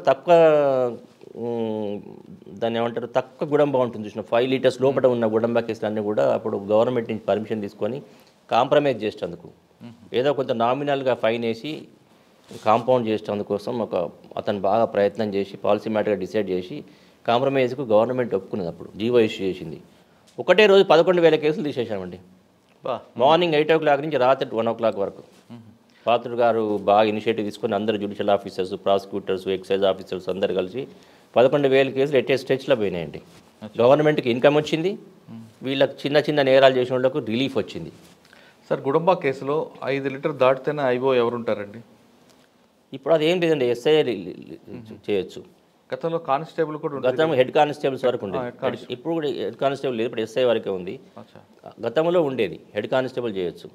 ఎస్హెచ్ఓ అన్నప్పుడు ఎవరు ఎస్హెచ్ఓ ఉన్నా వాళ్ళకి పర్మిషన్, వాళ్ళకు they are empowered to investigate the cases. Okay, Warangal తర్వాత ఎక్కడికి వచ్చారండి? వరంగల్ తర్వాత మళ్ళీ సీనియర్ ఏపీపీగా ప్రమోషన్ వచ్చి ఖమ్మం వెళ్ళానండి. నా ఖమ్మం 18 ఏళ్ల ప్రస్థానం అండి ఖమ్మం జిల్లాలో. నేను ఖమ్మంలోనే ఏపీపీగా జాయిన్ అయ్యాను. ఖమ్మంలోనే పబ్లిక్ ప్రాసిక్యూటర్ రిటైర్ అయ్యాను సెషన్స్ కోర్టులో. కింది కోర్టు నుంచి పై కోర్టులో అక్కడే చేశానండి. ఖమ్మంలో ఎంతకాలం? ఇల్లు తర్వాత వరంగల్ నుంచి మళ్ళీ ఖమ్మం. వరంగల్ నుంచి ఇల్లంత తర్వాత వరంగల్ వచ్చాను. వరంగల్ నుంచి ఖమ్మం వెళ్ళానండి. ఖమ్మంలో దాదాపుగా నేను ఒక 3 ఏళ్ళు చేసిన తర్వాత మళ్ళీ ప్రమోషన్ నుంచి కొత్తగూడెం వేశారు. ఖమ్మంలో ఏమన్నాయి సార్ మంచి కేసులు? ఖమ్మంలో ఒక చిట్ ఫండ్ కేసు ఉండేనండి. ఇప్పటివరకు నా లైఫ్లో నాకు బాగా సాటిస్ఫాక్షన్ ఇచ్చిన కేసు అదే. కొంతమంది రాజకీయ నాయకులు ఏం చేశారంటే ఒక పెద్ద చిట్ ఫండ్ పెట్టారు కంపెనీ. లోకల్ మున్సిపల్ కార్పొరేటర్స్ ఉంటారు కదా, మున్సిపల్ కౌన్సిలర్స్ అనేవాళ్ళు అప్పట్లో. పెట్టి బాగా చాలామందిని చేసుకున్నారు చిట్స్. చేసుకొని పాన్ డబ్బా వాళ్ళు, తర్వాత దీన్ని ఏమంటారు, ఈ పక్కన తోపుడు బండ్ల వాళ్ళు, వీళ్ళందరూ చాలామంది చిన్న వ్యాపారస్తులు అందరి దగ్గర కూడా చిట్స్ చేయించుకొని ఓవర్ నైట్ కట్టేసి పైసలు తీసుకుని పారిపోయారండి. ఎవరైతే సోకాల్డ్ రాజకీయ నాయకులను చూసి ఉన్నారో వాళ్ళు ఎవరి పేర్లు కూడా ఎక్కడ లేవు. వాళ్ళు జాగ్రత్త పడ్డారు. ఎవరో ముందు పాపం అనామకులను ముందు పెట్టి నడిపించారు. అయిన తర్వాత ఆ కేసు రిజిస్టర్ అయింది. రిజిస్టర్ అయిన తర్వాత నా సలహాల కోసం వస్తే నేను సలహా చేసి ఏమేమి చేయాలో చెప్పాను. మొత్తానికి కష్టపడి దాదాపు ఒక 4-5 నెలలు కష్టపడి అసలు ఎవరైతే కింగ్ పిన్స్ ఉన్నారో వాళ్ళని కూడా మేము దీంట్లో కేసులో పెట్టడం జరిగింది. తర్వాత అదృష్టవశాత్తు ఆ కేసు నేనే ప్రాసిక్యూట్ చేశాను. ప్రాసిక్యూట్ చేసిన తర్వాత ఆర్గ్యుమెంట్స్ అయిపోయినాయి. దాదాపుగా ఒక 200 మంది సాక్షులను విచారించాం అందులో. చాలా మేజిస్ట్రేట్ గారు కూడా బాగా పెయిన్ తీసుకొని 200 మంది సాక్షులను తీసుకున్న తర్వాత అప్పుడు నేను సిక్ అయ్యాను ఒక 2 months ఆర్గ్యుమెంట్ చెప్పినాక. ఈ లోపల 1 month తర్వాత అందరికి శిక్ష పడింది. అందరు శిక్ష పడ్డది. శిక్ష పడిన తర్వాత అందరికి ఫైన్స్ కూడా వేశారు. నేను హైదరాబాద్లో ఉన్నప్పుడు ట్రీట్మెంట్ తీసుకుంటున్నాను. దాదాపు ఒక 50 కుటుంబాలు వచ్చాయండి హైదరాబాద్కు. సార్ మీరు ఏ వల్ల మాకు న్యాయం జరిగింది అని. నేను డబ్బులు కూడా వచ్చాయండి. తర్వాత డబ్బులు కూడా వచ్చాయండి. ఓకే, డబ్బులు కూడా వచ్చాయి. డబ్బులు తర్వాత వచ్చాయి. ఓకే, అందరూ 50 కుటుంబాలు పిల్ల పాపలతో సహా వచ్చారు పాపం. హైదరాబాద్ మా బ్రదర్ ఇంట్లో ఉన్నప్పుడు, నాకు ఇల్లు లేదు నాకు హైదరాబాద్లో. వచ్చి వాళ్ళ కృతజ్ఞతలు చెప్తే నాకే కళ్ళ నుంచి నీళ్ళు వచ్చాయి. నిజంగా ఇది సాటిస్ఫాక్షన్ జీవితంలో. ఇలాంటి కేసులు సాటిస్ఫాక్షన్ మనకు బాగా అవుతాయి. మనకు ఇలాంటివి చేయడం వల్ల మనకు నిజంగా బాధితులకు న్యాయం జరిగింది అనేది మనకు ఆత్మతృప్తి కూడా ఉంటుంది. అయిన తర్వాత వాళ్ళు అప్పీల్ వెళ్ళారు. ఓకే, హైకోర్టుకి, జిల్లా కోర్టుకి వెళ్ళారు. జిల్లా కోర్టులో అప్పీల్ వెళ్ళినప్పుడు అప్పుడు నన్ను స్పెషల్ పీపీగా పెట్టుకున్నారు వాళ్ళు. గవర్నమెంట్ దగ్గర పోయి రిక్వెస్ట్ చేసి అందరూ స్పెషల్ పీపీగా పెట్టుకున్నారు. అప్పుడు వాళ్ళు ఏం చేశారంటే మేము డబ్బులు ఇచ్చేస్తాం సార్ అని కాంప్రమైజ్ అయ్యారు. సరే మొత్తానికి వాళ్ళు ఏదో ప్రాపర్టీస్ అమ్మేసి దాదాపుగా 200 మందిలో ఒక 150 మందికి డబ్బులు ఇచ్చేశారు. సంతోషం కదా, అది మాత్రం చాలా సంతోషం కలిగింది, నాకు తృప్తి కలిగిన కేసు అది. ఓకే, తర్వాత కొత్తగూడెం వచ్చారు. తర్వాత కొత్తగూడెం అడిషనల్ పీపీ గ్రేడ్ 2గా జాయిన్ అయ్యానండి. అక్కడ చాలా కేసులు చేశాను. అక్కడ కూడా ఎక్స్ట్రీమిస్ట్ కేసెస్ చాలా ఉంటాయి. అక్కడ కొత్తగూడెం అంటే భద్రాచలము, కుంట, ఛత్తీస్గఢ్ బార్డర్ అంతా అది చాలా హెవీ కోర్ట్ అది. అక్కడ కూడా చాలా కేసెస్ చేసిన. 2-3 రేప్ కేసెస్ బాగా చేశాను. జరిగిన కేసెస్లో శిక్షలు పడ్డాయి. అది కూడా కొంచెం సాటిస్ఫాక్షన్గా ఉంది నాకు. భద్రాచలం తర్వాత అంటే భద్రాచలం అక్కడి నుంచి నేను ప్రమోషన్ ఇచ్చి ఎస్సీ ఎస్టీ కోర్టు ఖమ్మం వేశారు. ఖమ్మం వచ్చారు. 2011లో ఖమ్మం వచ్చాను. ఓకే, ఖమ్మంలో 10లో వచ్చాను, 10 డిసెంబర్లో. 1.5 year చేసిన తర్వాత ఎన్ఐఏ సెలెక్ట్ చేశాను నన్ను. అప్పుడు ఆల్ ఇండియా బేసిస్ మీద ఎన్ఐఏ సౌత్ ఇండియా బ్రాంచ్ పెట్టారు హైదరాబాద్లో కొత్తగా 2010లో. అప్పుడు పీపీస్కో సీనియర్ పీపీ పోస్ట్ ఉంటుంది, 2 పీపీ పోస్టులు ఉంటాయి. పీపీ పోస్టులు వచ్చేసి కేరళ 2 అబ్బాయిలు సెలెక్ట్ అయ్యారు, అర్జున్ అండ్ ఖాదర్ అని. సీనియర్ పీపీ పోస్ట్ కోసం ఆల్ ఇండియా బేసిస్ మీద ఇంటర్వ్యూస్ చేశారు. ఇంటర్వ్యూస్ చేస్తే నాకు ఇంట్రెస్ట్ లేకుండా నేను మా రవిశంకర్ అయ్యన్నార్ గారని మాకు బ్రాంచ్ హెడ్ ఉండే, వైజాగ్ కమిషనర్ గారు, ఈ వాజ్ డిఐజీ, ఆయన ఇన్ఛార్జ్ ఆఫ్ సౌత్ ఇండియా. అప్పుడు ఏం చేశారంటే ఆయన ఎంక్వైరీ చేస్తే ఎందుకో నా పేరు చెప్పారు చాలామంది అక్కడ జాయిన్ అయిన వాళ్ళంతా. ఖమ్మం జిల్లా నుంచి కూడా పోయిన ఆఫీసర్స్ అక్కడ పనిచేస్తున్నారు. అతను మాట్లాడాడు, ఫోన్లో మాట్లాడి మీకు రేపు ఇంటర్వ్యూస్ ఉన్నాయంటే నేను రాను సార్ అని చెప్పాను. నాకు బాగా వర్క్ ఉంటుంది నేను అక్కడ, నేను రాను అని చెప్పాను. చెల్లెలే మీరు రావాలి అని చెల్లని అతను నాకు ఒక డిఎస్పీని పంపించాడు. డిఎస్పీని పంపిస్తే వెళ్ళాను. వెళితే చాలామంది ఆల్ ఇండియా, నేను మన సౌత్ ఇండియా కాబట్టి మద్రాసు, కేరళ, తమిళనాడు, కేరళ, పాండిచేరి నుంచి అందరూ చాలామంది వచ్చారు. హైదరాబాదు. ఇక్కడ ఇంటర్వ్యూ అండి. ఓకే, ఎన్ఐఏ ఇంటర్వ్యూ వెళ్ళే ముందు ఒకసారి మనం వెనక్కి వెళ్దాం. సార్ చాలా కేసులు చేశారు, మద్రాసులో కేసులు కానీ కొత్తగూడెంలో కూడా కేసులు. ఐఓ తీసుకొచ్చిన ఛార్జ్షీట్ని మంచి ఫ్రేమ్స్ వేసుకుంటూ మీరు ఆర్గ్యూ చేయడం వల్ల శిక్ష పడి ఉంటుంది. కానీ కొన్ని కేసులు ఐఓ ఫెయిల్స్ కనిపిస్తుంటాయి. అవును, అటువంటి కేసులను గుర్తున్నాయండి? చాలా ఉన్నాయండి. అందులో మీ కన్విక్షన్ వస్తుంది అనుకున్న టైంలో ఎక్విటీలు అయిపోతుంటాయి. ఎక్విటీలు అవ్వడానికి విట్నెస్ రాష్ట్రాలు అవ్వడం రకరకాల. ఒక కేసు ఉందండి ఇప్పుడు, అంటే నేను పబ్లిక్ ప్రాసిక్యూటర్ చేసిన కేసు ఒకటి ఉంది. అట్లా చాలా కేసులు చేశాను, ఎన్నో కేసులు ఉన్నాయి. కానీ ఒక గుర్తుండిపోయే కేసు ఏంటంటే పబ్లిక్ ప్రాసిక్యూటర్ సెషన్స్ కోర్టులో చేసినప్పుడు. ఎక్కడండి? ఖమ్మం. వైరా అనే ప్రదేశం ఉంది. వైరా పోలీస్ స్టేషన్లో ఒక పెద్ద చిట్ ఫండ్ పెట్టారండి. ఆ చిట్ ఫండ్లో ఏం చేశారంటే అందరు చిట్స్ వేసుకున్నారు, అందరు టీచర్సే. ఈ was mandal resource person, mandal extension officers ఉన్నాయి, ఎంఈఓస్ అనే టీచర్స్ పెట్టుకునేది. వాళ్ళని ఏం చేశారంటే ఆయన షౌరి అని అతని పేరు, సరే పేరు చెప్పకూడదు, అతని కొడుకుల పేరు మీద పాపం ఒక ఆయన డాక్టరు, ఒక ఆయన ఇంజనీరు, కొడుకుల పేరు మీద చిట్ ఫండ్ పెట్టారు. భార్య ఎండి పెట్టి చాలామంది, ఇక జనరల్గా మీరు టీచర్, మీరు మండల్ ఎడ్యుకేషన్ ఆఫీసరు, ఎంఈఓ, మీరు నాకు బాగా పరిచయం ఉంటారు, మీ అందరి ఒక దాదాపు 200-300 మంది టీచర్లను జాయిన్ చేశారండి. జాయిన్ చేసి వాళ్ళు చిట్టి ఎత్తుకున్నా కూడా మీకు ఇంట్రెస్ట్ ఇస్తామని దాంట్లోనే డిపాజిట్ చేయించారు. డిపాజిట్ చేసి ఏదో కాగితాలు ఇచ్చారు. కాగితాలు ఇచ్చిన తర్వాత ఆ చిట్ ఫండ్ కూడా సరిగా నడపలేదు, సరిగా ఆడిట్ చేయలేదు. ఓవర్ పీరియడ్ చేసి ఒక 200-300 కోట్ల రూపాయలు నష్టం జరిగిపోయింది. అందరు కలిసి ఒక కేసు పెట్టారు. కేసు పెట్టిన తర్వాత ఆర్గ్యుమెంట్ స్టేజ్కి వచ్చి అంటే సాక్ష్యం స్టేజ్కి వచ్చేసరికి నేను పీపీగా సెలెక్ట్ అయ్యాను, అక్కడ ప్రమోషన్ చేయలేను. అప్పటికి ఒక ఇద్దరు విట్నెస్లు అయిపోయారు. చూస్తే కేసులో ఒక్క డాక్యుమెంట్ లేదండి. ఎవరు డబ్బులు కట్టిన రసీదులు లేవు, ఫిక్స్డ్ డిపాజిట్ సర్టిఫికేట్ లేదు, సంస్థ రిజిస్ట్రేషన్ సర్టిఫికేట్ లేదు, సబ్ రిజిస్ట్రార్ని ఎగ్జామ్ చేయలేదు, తర్వాత వాళ్ళ పాస్బుక్లు సీజ్ చేయలేదు, ఏం చేయలేదు. అప్పుడు ఏం చేయాలి కర్తవ్యం? మళ్ళీ రీఇన్వెస్టిగేషన్ అనేది చాలా సిఆర్పిస్లో రీఇన్వెస్టిగేషన్ లేదు, ఫర్దర్ ఇన్వెస్టిగేషన్ ఉంది కానీ రీఇన్వెస్టిగేషన్ అనేది లేదు. అప్పుడు ఏం చేశానంటే నేనే మొత్తం ఒక పిటిషన్ తయారు చేసి దాదాపు ఒక 500-600 అవైలబుల్ ఉన్న రికార్డ్స్ అన్ని తెప్పించిన విట్నెసెస్ దగ్గర తెప్పించి ఇంత కట్ట వేసిన తర్వాత జిల్లా జడ్జి గారు మొత్తం వాదనల తర్వాత అది అలో చేశారు. అలో చేసిన తర్వాత హైకోర్టుకి వెళ్ళారు. ఇది చెల్లదు, ఇన్వెస్టిగేషన్ స్టేజ్లో డాక్యుమెంట్స్ చేయలేదు కాబట్టి ట్రయల్ స్టేజ్లో డాక్యుమెంట్స్ చేసేందుకు వీలు లేదు అని చెప్పి వాళ్ళు వాదన తీసుకుంటే హైకోర్టు తప్పు కొట్టేసింది. డాక్యుమెంట్స్ అనేది ఏ స్టేజ్లోనే వేయచ్చు, ప్రొవైడెడ్ అదర్ సైడ్కి ఆపర్చునిటీ ఇవ్వాలి. ఆపర్చునిటీ ఇచ్చింది కాబట్టి చెల్లదని కొట్టేస్తే అప్పుడు ట్రయల్ నడిచిందండి. ట్రయల్ నడిచిన తర్వాత అందరికి శిక్ష పడింది. అంటే ఆ కేసులో ఫస్ట్ ఐఓ కరెక్ట్ చేయలేదు. ఐఓ అసలు ఆయన డిఎస్పీ క్యాడర్ మళ్ళీ మనిషి. ఆయన ఎవరండి అమ్మవాడు? సత్యబాబు అని ఉండేనండి, సత్యబాబు అనుకుంటా అతను, డైరెక్ట్ రిక్రూటీ గ్రూప్ వన్ ఆఫీసర్. ఆయన సరిగా చేయలేదు, ఆయన చేయలేదు, ఇన్స్పెక్టర్ చేయలేదు. చేయక ఏం చేసి ఒక్క డాక్యుమెంట్ సీజ్ చేయలేదు. ఆయనకు పెనాల్టీ కూడా పడింది పాపం, 5,000 రూపాయలు వేసాడు డిఎస్పీకి. పర్ఫెక్ట్ ఇన్వెస్టిగేషన్ 5,000 రూపాయలు పెనాల్టీ కూడా వేశారు. అందరికి శిక్ష పడిందండి. సార్ సివిల్ కేసు కాకుండా క్రిమినల్ కేసులో ఒక 376 కానీ ఒక 302 కానీ లేదా 354 ఏదో కేసులో మీ దగ్గరకు వచ్చినప్పుడు ఆ ఫ్రేమ్స్ కరెక్ట్ లేవనుకోండి, లేదంటే ఆ చైన్ కరెక్ట్గా లేనప్పుడు, సర్కమ్స్టాన్సెస్ కరెక్ట్ లింక్ అప్ కానప్పుడు, లింక్ కానప్పుడు చెప్తుంటారు వాళ్ళకి. చెప్తుంటాను కదా, ఎఫ్ఐఆర్ స్టేజ్ నుంచి వస్తే చెప్తుంటాను నేను. ఎఫ్ఐఆర్ స్టేజ్ నుంచి ఛార్జ్ షీట్ వరకు వెట్టింగ్కి వస్తారు. ప్రతి స్టేజ్లో ఎవరైనా వస్తే చెప్తుంటాం, రాకుంటే మనం ఏం చేయలేము. నాకు ఫైనల్ అప్రూవల్ కోసం ఛార్జ్ షీట్ ఫైల్ చేసే ముందు పీపీల దగ్గరికి ఛార్జ్ షీట్ పడతాయి. అప్పుడే మనం ప్రతిదీ క్షుణ్ణంగా చదివి ఏం లింక్ కాలేదు, ఇంకా ఏం ఎవిడెన్స్ కావాలి, ఏ సాక్షులు కావాలి అనేది చెప్పి మనం రాసి రిటర్న్ చేయాలి. కానీ చాలామంది దురదృష్టవశాత్తు ఐఓలు రిటర్న్ చేస్తే బాధపడుతుంటారు, కానీ నేను వినేవాడిని కాదు. చాలా లాస్ట్ మూమెంట్లో వస్తారు కదండి, అప్పుడే లాస్ట్ మూమెంట్లోనే అప్పటి వరకు కూడా ఇప్పుడు 2 రకాలు ఉంటాయండి, curable irregularities, incurable irregularities. Okay, curable ఉన్నాయి, క్యూర్ చేయొచ్చు. ఇది ఇన్క్యూరబుల్ మనం ఏం చేయలేం, క్యూరబుల్ చేయొచ్చు అండి. అట్లాంటివి మాత్రం కంపల్సరీ నేను జాగ్రత్త తీసుకొని చేయించేవాడిని. సార్ మీరు కొన్ని ఒక కేసులో మీరు మంచి ఆర్గ్యుమెంట్ చేస్తారు, ఎవిడెన్స్ ఉంది, ఇందులో ఖచ్చితంగా కన్విక్షన్ వస్తుందని మీరు అనుకుంటారు ముందే, ఆ కేసు అక్విల్ అయిపోద్ది. అంటే విట్నెస్ హాస్టల్ అవ్వడం అని కాకుండా ఏదో ఇన్వెస్టిగేషన్లో ఫెయిల్యూర్స్ కానీ లేదా డిఫెన్స్ తీసుకున్న లైన్ కానీ అటువంటి కేసులు ఉన్నాయండి? చాలా ఉన్నాయండి. కాకపోతే ఇన్వెస్టిగేషన్ లాక్యునాస్ మీద కేసులు కొట్టేయద్దు అని చెప్పి చాలా సుప్రీంకోర్టు తీర్పులు ఉన్నాయి. అవి సైడ్ చేసేవాళ్ళము. అవి సైడ్ చేసినా కూడా ఇన్హెరెంట్ వీక్నెసెస్ ఉంటాయి కేసులో, వాటిని మనం ఏం చేయలేము. ఇన్హెరెంట్ వీక్నెస్ ఉన్న కేసులు మనం ఏం చేయలేము. కాకపోతే ఏ కేసులు అయితే మనం డెవలప్ చేయగలుగుతామో ఆ కేసు డెవలప్ చేయకుంటే మన తప్పది, ప్రాసిక్యూటర్ తప్పు.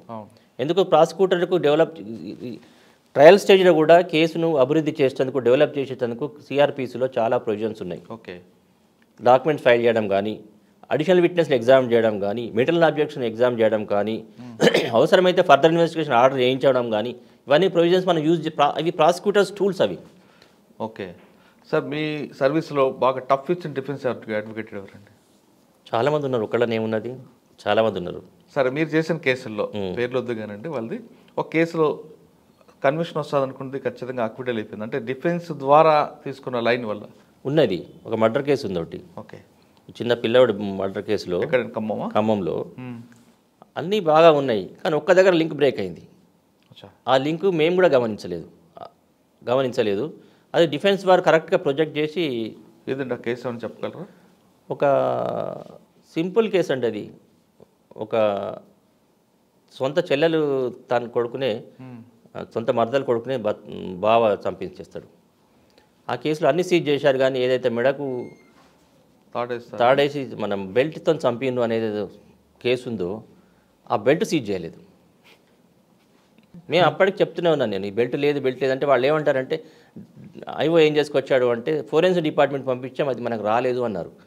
వాస్తవానికి ఎప్పుడైతే మొత్తం నేను సీడీ మొత్తం పేజ్ మొత్తం చదివాను, ఐఓ వచ్చేసరికి ఐఓకి ఫస్ట్ డిఫెన్స్ కంటే ముందు నేనే అడిగాను. నాకు క్వశ్చన్ కొన్ని ల్యాక్నెస్ ఉంటే డిఫెన్స్ అడుగుతారు, కానీ ప్రాసిక్యూటర్గా నేనే అడిగేవాడిని. ఎందుకంటే when there is a possibility మనము దానికి క్లారిఫికేషన్ ఇచ్చే ఛాన్స్ ఉన్నప్పుడు మనమే తీసుకోవాలి. ఏమన్నారండి ఐఓ? అయిపో ఫోరెన్సిక్ పంపినామండి అన్నాడు. అంటే ఎక్కడ రాసామో చూపు అన్న. పైన మాత్రం రాశాడు ఛార్జ్షీట్లో, కానీ ఏ సిటీలో లేదు.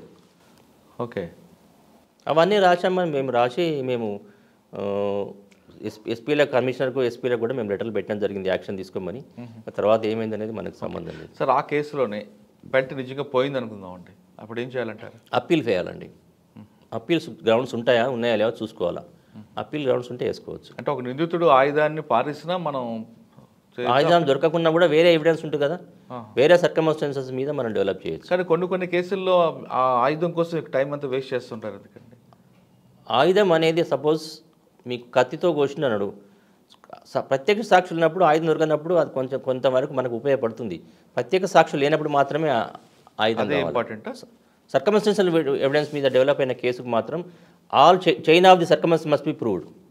ఐ విట్నెస్ ఉన్న దానికి అవసరం లేదు.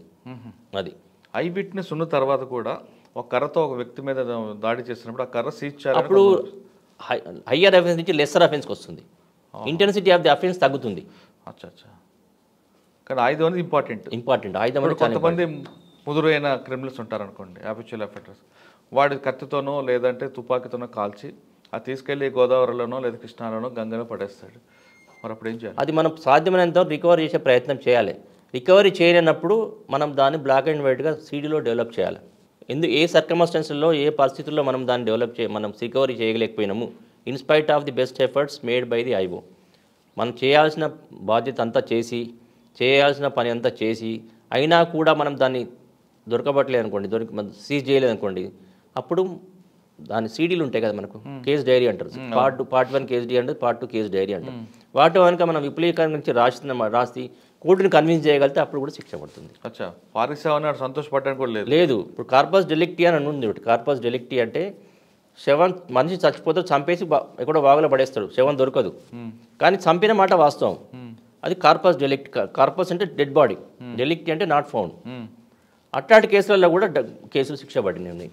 కానీ కొన్ని కేసుల్లో డెడ్ బాడీని తీసుకొచ్చి తల నరికేస్తారు, తల ఎక్కడ పడేస్తాడు. అవును, బాడీ ఒక దగ్గర ఉంటుంది, నిందితుడు దొరుకుతాడు, హెడ్ దొరకదు. అప్పుడు ఏం చేయాలండి? అప్పుడు డిఎన్ఏ టెస్ట్ ఉంటుంది. బాడీ ఉంది కదా, అవును, ఈ తల నాది కాదంటాడు, వాడిది కాదంటాడు, డిఎన్ఏ టెస్ట్ చేయించు కదా. ఇప్పుడు కొత్త విక్టిమ్ డిసీజ్డ్ ఫ్యామిలీతో డిఎన్ఏ టెస్ట్ చేయించాలా. చేయించి అప్పుడు మ్యాచ్ అయితే డిఎన్ఏ మ్యాచ్ పర్ఫెక్ట్ ఎవిడెన్స్ కదా. అచ్చా సార్, గుంటూరు జిల్లాలో ఒకసారి హెడ్ దొరికింది అనుకోండి, సూపర్ ఇంపోజిషన్ చేయించవచ్చు ఫోటోతోని. ఓకే, వాడిదా కాదని సూపర్ ఇంపోజిషన్ చేస్తే తెలిసిపోద్ది ఫారెన్సిక్లో.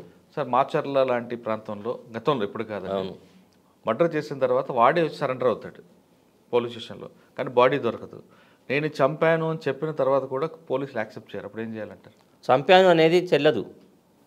Confession under section 25 of evidence act ఇది నాట్ అడ్మిసిబుల్ కదా.